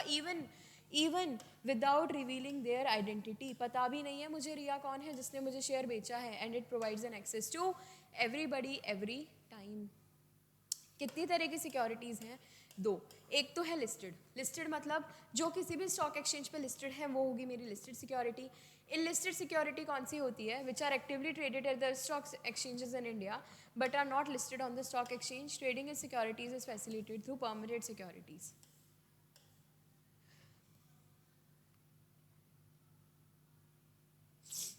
तुम किसी और स्टॉक एक्सचेंज पे लिस्टेड हो, मेरे रिकॉग्नाइज स्टॉक एक्सचेंज पे लिस्टेड नहीं हो, उसमें अगर मुझे ट्रेडिंग करनी है और मैं as a stock exchange allow कर रही हूँ कि हाँ, बॉम्बे स्टॉक एक्सचेंज ने अलाउ किया कि ये कोई कोलकाता का स्टॉक एक्सचेंज है, Bombay stock exchange national level वाला है, प्लीज़ ध्यान रखना। अगर मैंने अलाउ कर दिया कि हाँ कोलकाता राजस्थान वहाँ के कुछ कंपनीज़ हैं, मेरे यहाँ आकर आप इनमें भी डील कर सकते हो, तो it will be known as कि मुझे BSE ने दे दी परमिशन। मार्केट इंटरमीडियरीज, वो बिचौलिए जो हमें हेल्प कराते हैं काम करने में। अगर आज मुझे किसी कंपनी के पास जाना है, डायरेक्ट अंबानी जी को फ़ोन करूँ क्या एयरलाइंस के लिए? नहीं ना, उठाएंगे क्या मेरा फ़ोन? वो नंबर ही नहीं मेरे पास, नहीं उठाएंगे। In that case what I have to do is, मुझे इंटरमीडियरीज के पास जाके अपना काम ईजिली करवा सकती हूँ। It helps in smoothing the process of investment. It establishes a link between the investors and users of the funds. Corporations and governments do not market their securities directly to the investors. Investors क्या करेंगे? इनके पास मुश्किल होता है कि ये जाके direct company से बात करें, बट छोटे छोटे लेवल पे ब्रोकर्स का एक्सेस इनके पास है, तो ये उनके पास जाके अपना काम करा सकते हैं। They have to transact through the stock broker, share transfer agent. कुछ नाम दिए हुए हैं इंटरमीडियरीज का, जो अपने आगे चैप्टर भी आता है। Merchant banker, RTA, underwriter, banker, debenture trustee, FPI, foreign portfolio investor, depository participant, credit rating agencies, research analyst, investment adviser, custodian, portfolio manager, stock broker. ये हैं मेरे सारे types of intermediaries. Stock exchange एक trading platform है। Trading platform का मतलब एक जगह देता है। जैसे तुम्हें अगर आज मार्केट जाते हो कुछ खरीदने, तो मार्केट ने तुम्हें जगह ही तो दी जहाँ पे तुम अपना पसंदीदा गुड्स को खरीद सकते हो। स्टॉक मार्केट ने तुम्हें ट्रेडिंग प्लेटफॉर्म दिया जहाँ पे आप बाय और सेल कर सकते हो अपनी सिक्योरिटीज़ का। Stock exchange also appoint clearing and settlement agencies and clearing banks that manage the funds and security settlement that arise out of trades. India में अभी डिपॉजिटरीज कितनी चल रही हैं? 2, CDSL एंड NSDL। अच्छा, डिपॉजिटरी क्या होती है? आज अगर कोई भी कंपनी अपने शेयर्स को इशू करती है तो सबसे पहले वो शेयर डिपॉजिटरी के पास जाते हैं। डिपॉजिटरीज फर्दर अपने DPs के थ्रू नॉर्मल लोगों को शेयर्स इशू करती है। यानी अगर आज मैं शेयर खरीद रही हूँ ना, तो भी वो मानवी के नाम पे ना आके किसी NSDL या CDSL के नाम पे आएगा कंपनी में, तो और फिर कंपनी फाइनली हमारे नाम पे DP के थ्रू शेयर हमें देगी। DP क्या होता है? एजेंट होता है डिपॉजिटरी का। डिपॉजिटरी का एजेंट होता है DP, जो क्या करता है, सारे शेयर्स को DP से लेता है और बोलता है कि मैं इन्वेस्टर्स को अब तुम अपने बिहाफ पे शेयर्स दे दूंगा। With the approval of SEBI, depository participants are appointed by the depository. Investors can open and demat account with a registered DP। Demat account क्यों ज़रूरी है? No stock can be brought or sold without a demat account. Direct investment can not be made without the demat account. और SEBI ने mandatory कर रखा है demat account का opening. Trading members, stock brokers and sub brokers. Trading members या stock brokers कौन है? जिन्होंने खुद का रजिस्ट्रेशन कराया है स्टॉक एक्सचेंज के साथ में कि हाँ we are able to work as a stock exchange. A stock broker is an entity, a stock broker जो कि खुद स्टॉक ब्रोकर नहीं है, बट स्टॉक ब्रोकर अगर अपने राइट्स किसी और को ट्रांसफर कर रहा है ना, तो उसे मैं बोलूँगी sub broker. Trades have to be routed only through the trading terminals of registered brokers. SEBI registration to a broker is approved on the basis of capital clearance वगैरह, एक्सपर्टीज तुम्हारा कितना है, क्या तुम ढंग से काम कर रहे हो या नहीं। इसके अलावा कुछ और सर्विसेज जो ब्रोकर्स देते हैं, research analysis and advisory services. Custodian, it is a body that is charged with the accountability of holding funds and securities of the clients, characteristically institutions, banks, insurance companies, foreign portfolio investors.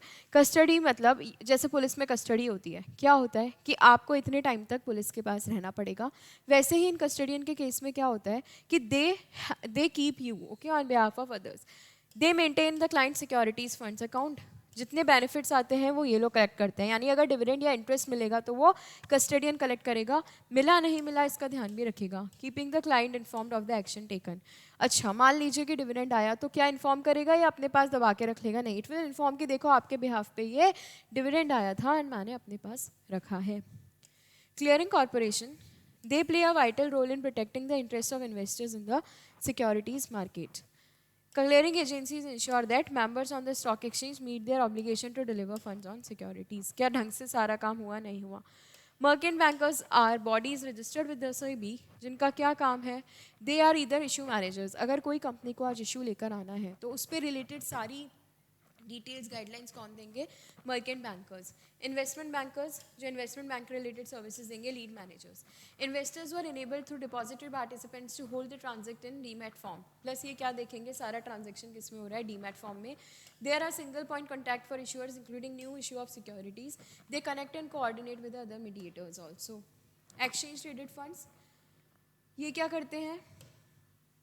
It is a security जो track रखती है किसी index का, जैसे सेंसेक्स निफ्टी का, commodity का, brand का, and they are the funds that track the indexes such as Sensex Nifty etcetera. अगर आप ETF के शेयर्स बाय करते हो तो बेसिकली आप क्या कर रहे हो? आप कर रहे हो, मतलब देखो, आप कंपनी वाला फॉर्म नहीं जा रहे अभी, आपने क्या करा? ETF में इन्वेस्टमेंट करा। एक्सचेंज ट्रेडेड फंड्स का पूरा अमाउंट किस पे डिपेंड कर रहा है कि प्रॉफिट में है लॉस में है? सेंसेक्स निफ्टी पे डिपेंड कर रहा है। तो सेंसेक्स प्रॉफिट में होगा, ETF प्रॉफिट में होगा, सेंसेक्स लॉस में होगा, ETF लॉस में होगा। Unlike regular mutual funds, ETFs trade like a common stock. The trading value of ETF depends on the net asset value of the stock. Derivative अभी अपन ने पहले समझाया था। कॉमोडिटी डेरिवेटिव में हम क्या करते हैं? धनिया, पुदीना, पत्ती, ये सब खरीदना। अच्छा, फ्यूचर्स क्या होता है? फ्यूचर्स का मतलब है फ्यूचर कॉन्ट्रैक्ट में एंटर करना। आज मैं ना पैसा दे रही हूँ ना मैं आज कुछ कर रही हूँ, बस मैंने मुंह जबानी बोल दिया कि आज से 2 महीने बाद मैं 50 रुपये में तुमसे ये चीज़ खरीदूंगी, तो वो क्या हुआ? Future contract.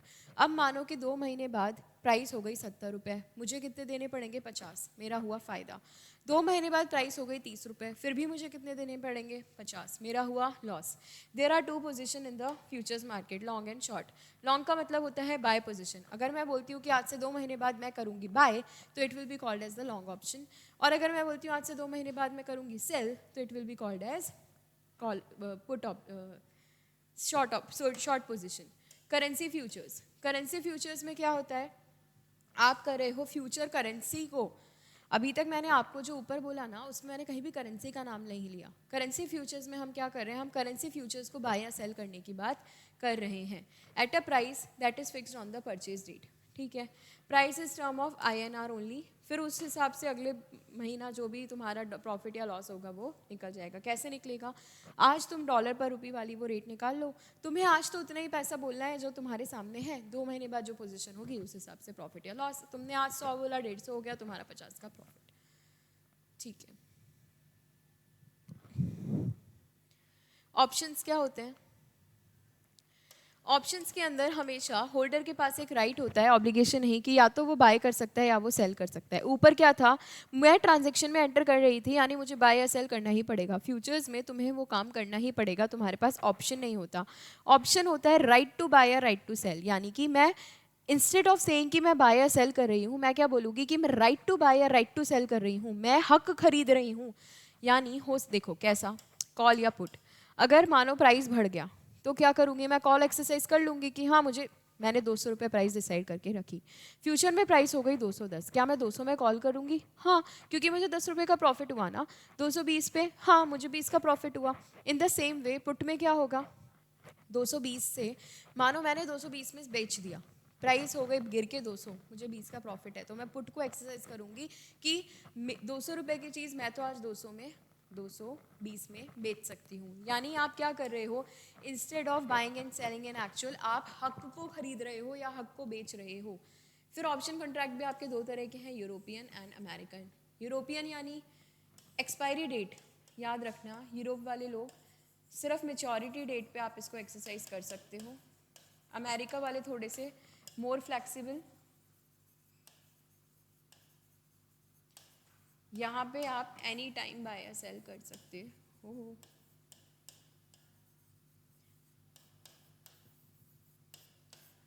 ठीक है, क्लियर है एवरीवन?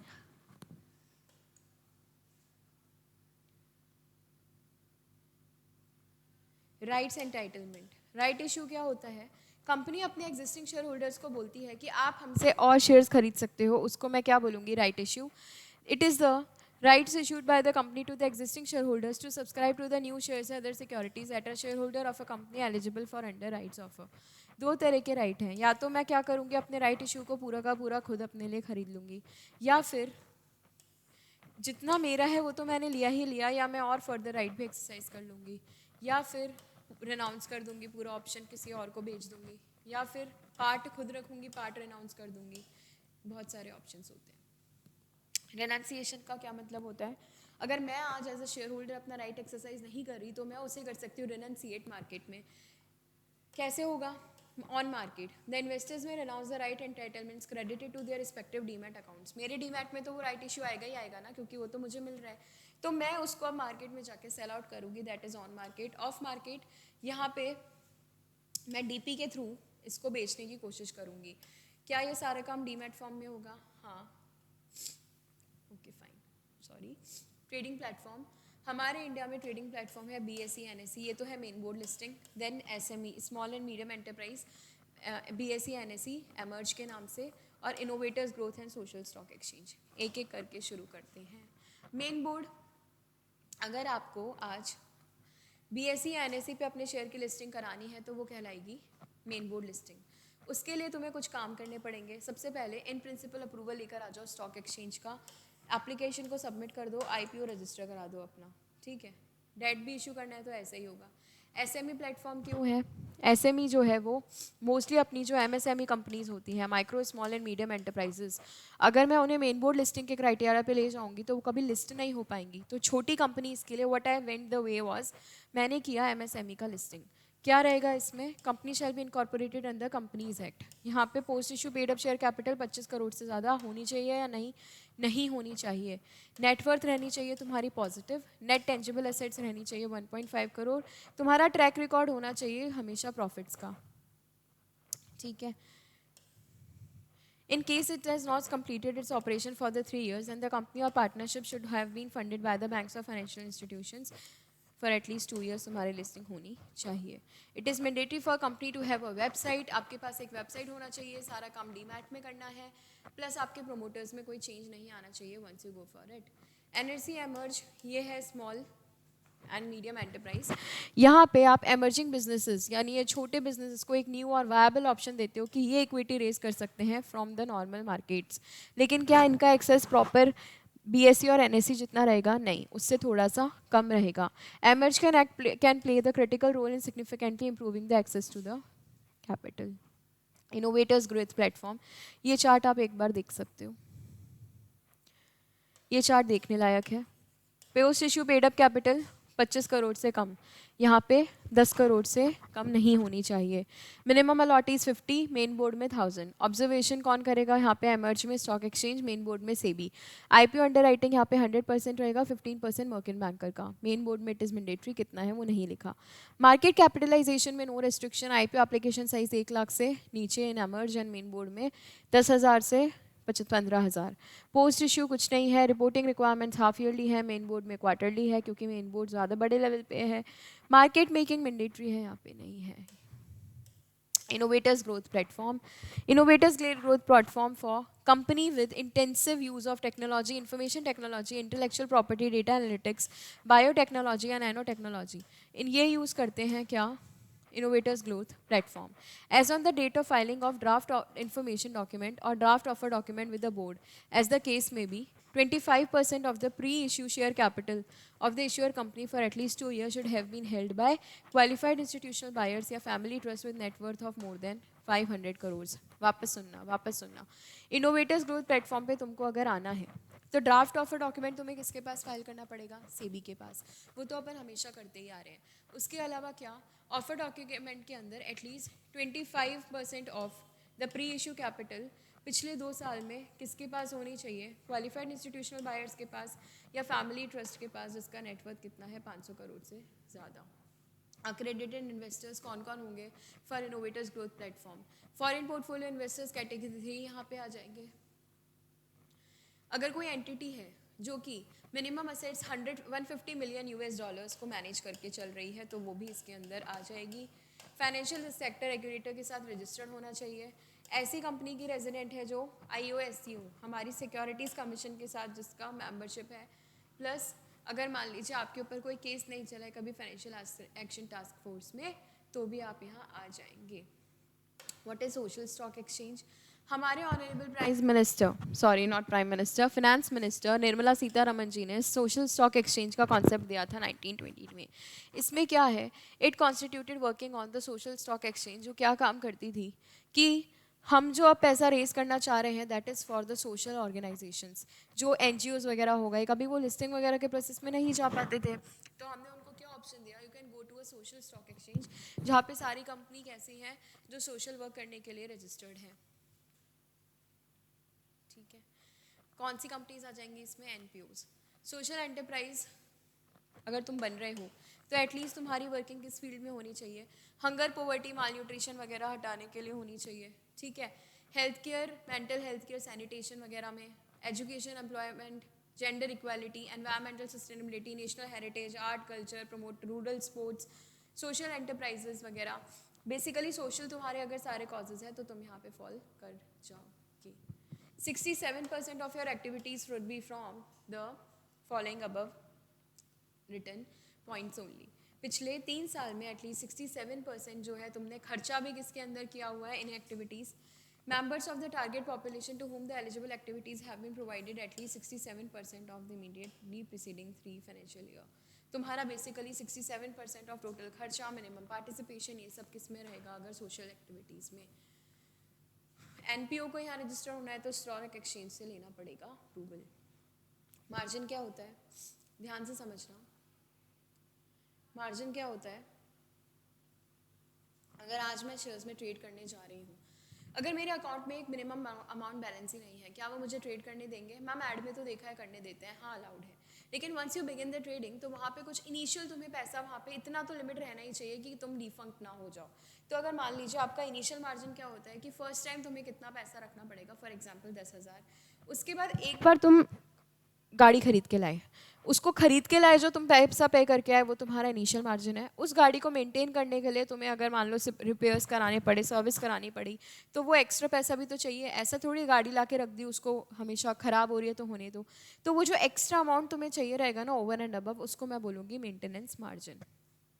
हर स्टॉक एक्सचेंज में अगर आज किसी इंसान को ट्रेड करना है तो उसको इधर initial margin and maintenance margin को मेंटेन करके रखना पड़ता है. Book record and closure date. आपके जो रजिस्टर्स होते हैं ना मेंबर्स के, उनका एक दिन ऐसा आता है जब वो क्लोज होते हैं तो वो तो है बुक का क्लोजर डेट. रिकॉर्ड डेट जिस दिन वो क्लोज हुए उसके बाद when I go to record कि ऑन दिस डेट कितने मेरे पास में टोटल शेयर होल्डर्स थे, कैसे कैसे थे, वो है मेरी record date. Block deal, there are 2 types of deals, block deal and bulk deal. Block deal, morning block window, morning 8:45 से 9 AM 15 minute. Afternoon block window 2:05 से 2:20. अगर आप हो एक अलग से लोग, ठीक है, यानी तुम कुछ अमाउंट एक्स्ट्रा लगा रहे हो, तुम नॉर्मल रिटेल इन्वेस्टर तो हो, इट्स अलाउड, लेकिन उसके अलावा तुम कुछ बहुत बड़े अमाउंट में अगर पैसा इन्वेस्ट कर रहे हो ना तो you will go through the block deal, क्योंकि हमें चाहिए थोड़ा सा privilege. In block deal the minimum order size क्या रहेगा? 10 करोड़ का. The order place shall be within 1 ± 1% of the applicable reference price. उससे कम नीचे नहीं, यानी जो नॉर्मल लोगों का प्राइस है उससे प्लस या -1% तक तुम्हारा प्राइस होगा, उससे ज़्यादा डिफरेंस नहीं. The stock exchange disseminates the information on the block deal such as name of the script, name of the client, quantity of the shares brought and sold, traded price वगैरह, ये सब बातें तुम्हें बता दी जाएंगी. बल्क डील क्या होता है? अगर आप किसी कंपनी के 0.5% से ज़्यादा इक्विटी शेयर्स को खरीद रहे हो. मैम ब्लॉक और बल्क में क्या डिफरेंस है?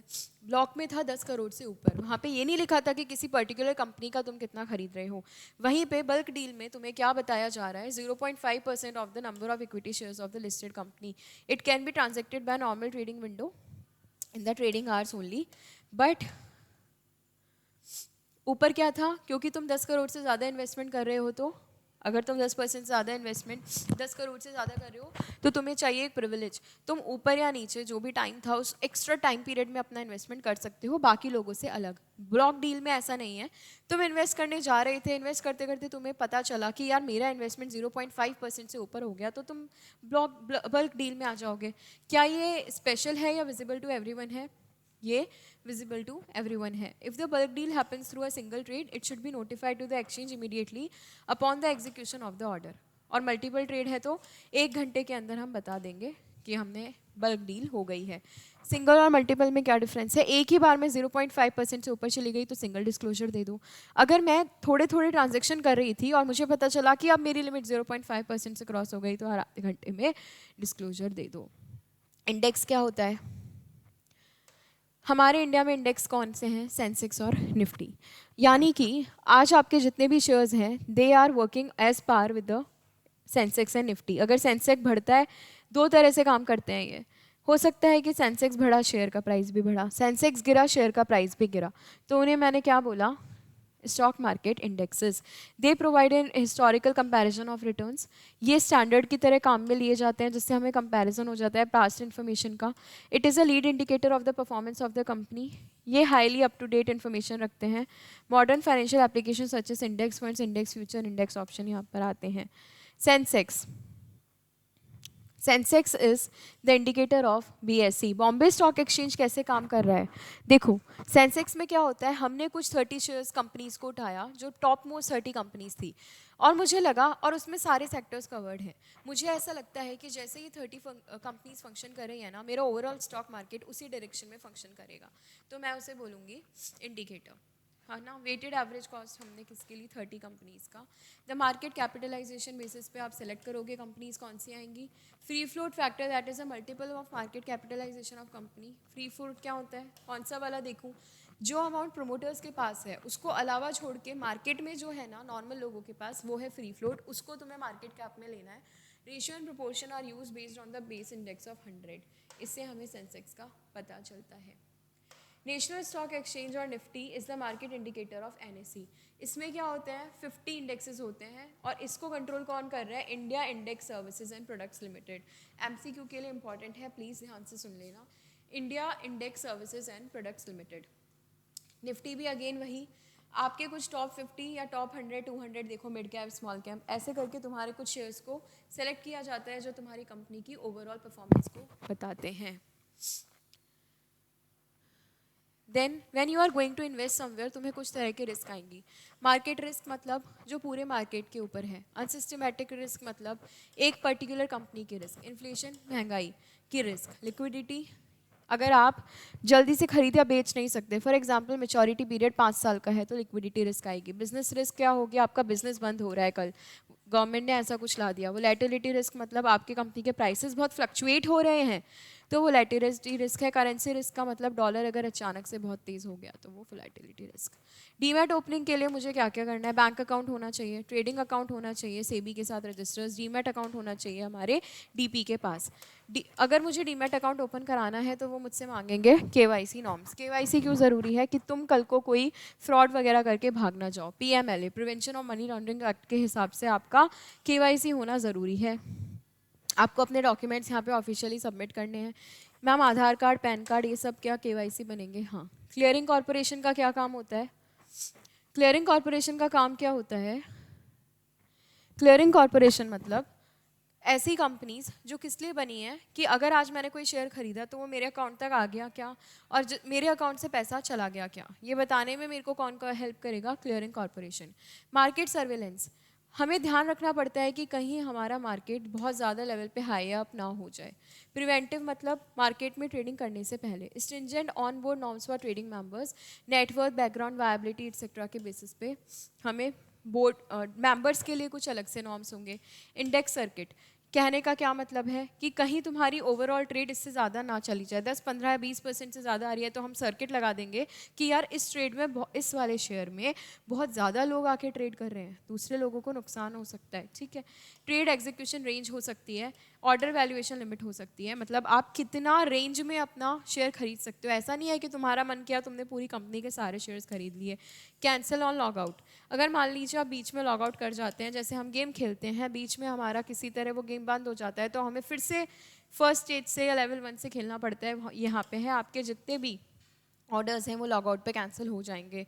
Kill switch, risk reduction, compulsory close out, fixed and bond, trade for trade settlement, periodical call, rumour verification. ये क्या होता है?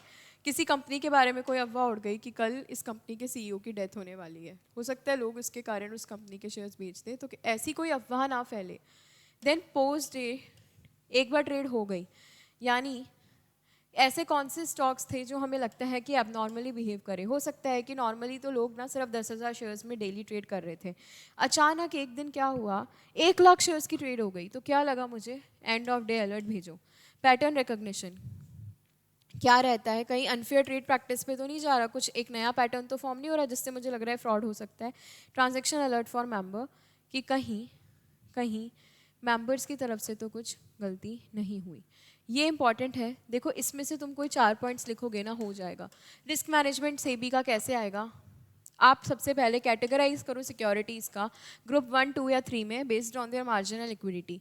फिर है वैल्यू एट रिस्क, हो सकता है हमें ये क्या करता है, एज अ इंडेक्स मेजर करता है कि मेरी रिस्क कितनी है, मेरी लिक्विडिटी कितनी है, तो उस बेसिस पे रिस्क को मेजर करता है। मार्क टू मार्केट मार्जिन क्यों रखे जाते हैं ये? ताकि तुम्हारा जो अमाउंट है मार्जिन से नीचे ना चला जाए, एटलीस्ट मार्जिन इतना अमाउंट तो तुम मेंटेन करके चलो। इंट्राडे की लिमिट्स या general exposure limits, real time monitoring of intraday limits, payment of margin के लिए अपफ्रंट बेसिस पे मार्जिन कलेक्ट करना, इंडेक्स बेस्ड मार्केट सर्कुलेशन या ब्रेकर्स, ऑटोमेटिक डीएक्टिवेशन, वार बेस्ड मार्केट सिस्टम, ये सब इसके कुछ पॉइंट्स हैं। फेड पॉलिसी क्या होती है? फेड पॉलिसी क्या होती है? यूएस की पॉलिसी। मान लीजिए अगर यूएस की गवर्नमेंट ने कल लगा दी रोक, यूएस की गवर्नमेंट ने कल रोक लगा दी, इंटरेस्ट रेट को बहुत हाई कर दिया, अब क्या आप इन्वेस्ट कर पाओगे? अगर आप यूएस में रह रहे हो तो नहीं कर पाएंगे। मुझे बताओ कि अगर यूएस के लोग यूएस में इन्वेस्ट नहीं कर पाए तो क्या इंडिया भी इफेक्ट होगा इससे? हाँ, हो सकता है हमारी कुछ कंपनीज या हम लोग यूएस से भी तो जुड़े हुए हैं, वहाँ की गवर्नमेंट ने इंटरेस्ट रेट को हाई किया, यूएस से पैसा आना बंद हो गया हर जगह। पहले यूएस में पैसा बहुत फ्री फ्लो कर रहा था, ठीक है, जैसे यूएस से पैसा आना बंद हुआ, हमारी कंट्री में भी पैसे की कमी पड़ी, हमारी कंट्री भी क्या करेगी, हमारा आरबीआई क्या करेगा, बहुत ज़्यादा रेट को, इंटरेस्ट को बढ़ा देगा। तो यह है फेड पॉलिसी, ठीक है। आरबीआई की क्रेडिट पॉलिसी क्या होती है? सुना होगा, repo rate, reverse repo rate. जब हमारे बैंक्स को लोन लेना होता है तो वो क्या करते हैं, use repo rate. Repo rate जिस पे बैंक्स को आरबीआई से लोन मिलता है। रिवर्स रेपो रेट जब आरबीआई को वापस पैसा उठाना होता है अपने दिए हुए लोन बैंक्स से, तो वो होती है रिवर्स रेपो रेट। क्यों ज़रूरी है ये रखना? फॉर रैपिड इकोनॉमिक ग्रोथ, हमारी इकोनॉमी में पैसा कितना आएगा ये चीज़ कौन डिसाइड करेगी? हमारी रेपो रेट। फिर स्टेबिलिटी लाने के लिए, प्राइस में स्टेबिलिटी लाने के लिए, कोई चीज़ ज़्यादा महंगी या सस्ती ना हो जाए। बैलेंस ऑफ पेमेंट इक्विलिब्रियम, ऐसा नहीं होना चाहिए कि हमारा जो असेट साइड है वो बहुत ज़्यादा चला गया, लाइबिलिटी बहुत कम, या लाइबिलिटी बहुत ज़्यादा, असेट बहुत कम। बैलेंस मेंटेन करके रखना है, तो फिर कैसे करेगी आरबीआई बैलेंस मेंटेन? लोग तो अंधा खर्चा करते रहेंगे, तो क्या करो, इंटरेस्ट रेट को अप कर दो, इन्फ्लेशन बढ़ा दो, लोगों का पैसा ब्लॉक हो जाएगा, खर्चे बंद हो जाएंगे, ठीक है। बैंक रेट आपके अच्छा, सीआरआर क्या होता है? The amount of cash you have to keep with the RBI, कि एटलीस्ट इतना तो तुम्हें आरबीआई के पास रखना ही पड़ेगा, बचा हुआ तुम लोन में दे सकते हो एज अ बैंक। अब मानो अगर आरबीआई उस रेट को बढ़ा देती है तो तुम जो दे सकते हो ना वो पैसा हो जाएगा ऑटोमेटिकली कम। एसएलआर क्या होता है? आपको खुद के पास कितना पैसा रखना पड़ेगा। Inflation index, wholesale price index and consumer price index, these are quite easy once, cover करते हैं फटाफट से.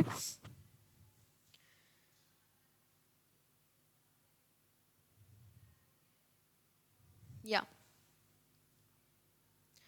1 सेकेंड. इन्फ्लेशन इंडेक्स क्या, ये बताता है कि हमारा इन्फ्लेशन कितना बढ़ा या कम हुआ, किसी बेसिस पे बताएगा ये, बेस पास्ट ईयर बेसिस पे. होलसेल प्राइस इंडेक्स, ये क्या बताता है, हमारे प्राइसेस के बारे में बताता है. कंज्यूमर प्राइस इंडेक्स आपके इंडिविजुअल कंज्यूमर बेसिस पे बताता है कि लोग कितना खरीद या बेच पा रहे हैं, depends on the index. For example industrial workers का अलग इंडेक्स होगा, एग्रीकल्चरल लेबर्स का, और हमारे जैसे रूरल और अर्बन वालों का कंबाइंड होगा. तो it helps us to know the inflationary trend in the economy as a whole. It is based on wholesale prices. कैसे निकलता है इंडेक्स, सेंसेक्स कैसे निकला था, मैंने टॉप 30 कंपनीज ली, वो कैसे फंक्शन करे, उस बेसिस पे सेंसेक्स फंक्शन कर रहा है. वैसे ही होलसेल प्राइस इंडेक्स क्या है, मैंने बहुत सारी चीज़ें ली, उनका प्राइस निकाला, जैसा वो प्राइस है वैसा ही मेरा इंडेक्स रन करेगा, that is wholesale price index. Consumer price index क्या, मैंने देखा कि लोग सबसे ज़्यादा खर्चा कहाँ कर रहे हैं, कैसे कर रहे हैं, मुझे पता चला कि एक एवरेज कस्टमर कितने रुपए में क्या खरीदता है, तो वहाँ से निकला मेरा कंज्यूमर प्राइस इंडेक्स. तो it helps us to know the trend in the economy. Voluntary basis पे ये होता है. कंज्यूमर गुड्स यहाँ पे आते हैं. WPI जो है वो वॉलेंट्री बेसिस पे निकाला जाता है, प्राइस डेटा के बेस पे. और कंज्यूमर प्राइस इंडेक्स तुम्हें कैसे पता, देखो होलसेल प्राइस इंडेक्स जो है वो मार्केट में क्या हो रहा है उस बेसिस पे चलता है कि अगर मैं खरीदने चाहती हूँ तो कितने में आएगा. Consumer price index is after purchasing, लोग किस पे खर्चा करके बैठे हैं. मुझे घर घर जाके पूछना पड़ेगा आपके घर में कितना टीवी, कितना फ्रिज, उससे मुझे आइडिया लग जाएगा मेरा CPI क्या है. और अगर मैं मार्केट में उतर के लोगों से पूछती हूँ कि तुम्हें क्या लग रहा है, लोगों ने इस साल कितना क्या खरीदा, तो वो मुझे बताएगा होलसेल प्राइस इंडेक्स. क्लियर है. This is an end of the marathon. Almost 70 to 80% part अपन यहाँ पे कवर करके बैठे हैं. कुछ कुछ चैप्टर्स होंगे जो आपको, एक या दो ऐसे चैप्टर्स जो छोटे हैं या वेटेज पॉइंट ऑफ व्यू से इतने इंपॉर्टेंट नहीं हैं, वो अपन ने छोड़े हैं. बाकी we have covered almost 80% of the syllabus. Wish you very very very all the best for exams. अच्छे से फोड़ के आना, थोड़ा सा टाइम बचा है, ढंग से मेहनत कर लो and just pass with the shining colors. That's all I need. कोई भी आपको डाउट है, कुछ भी है, you can pass in the comment section. Okay. All the best guys. Thank you.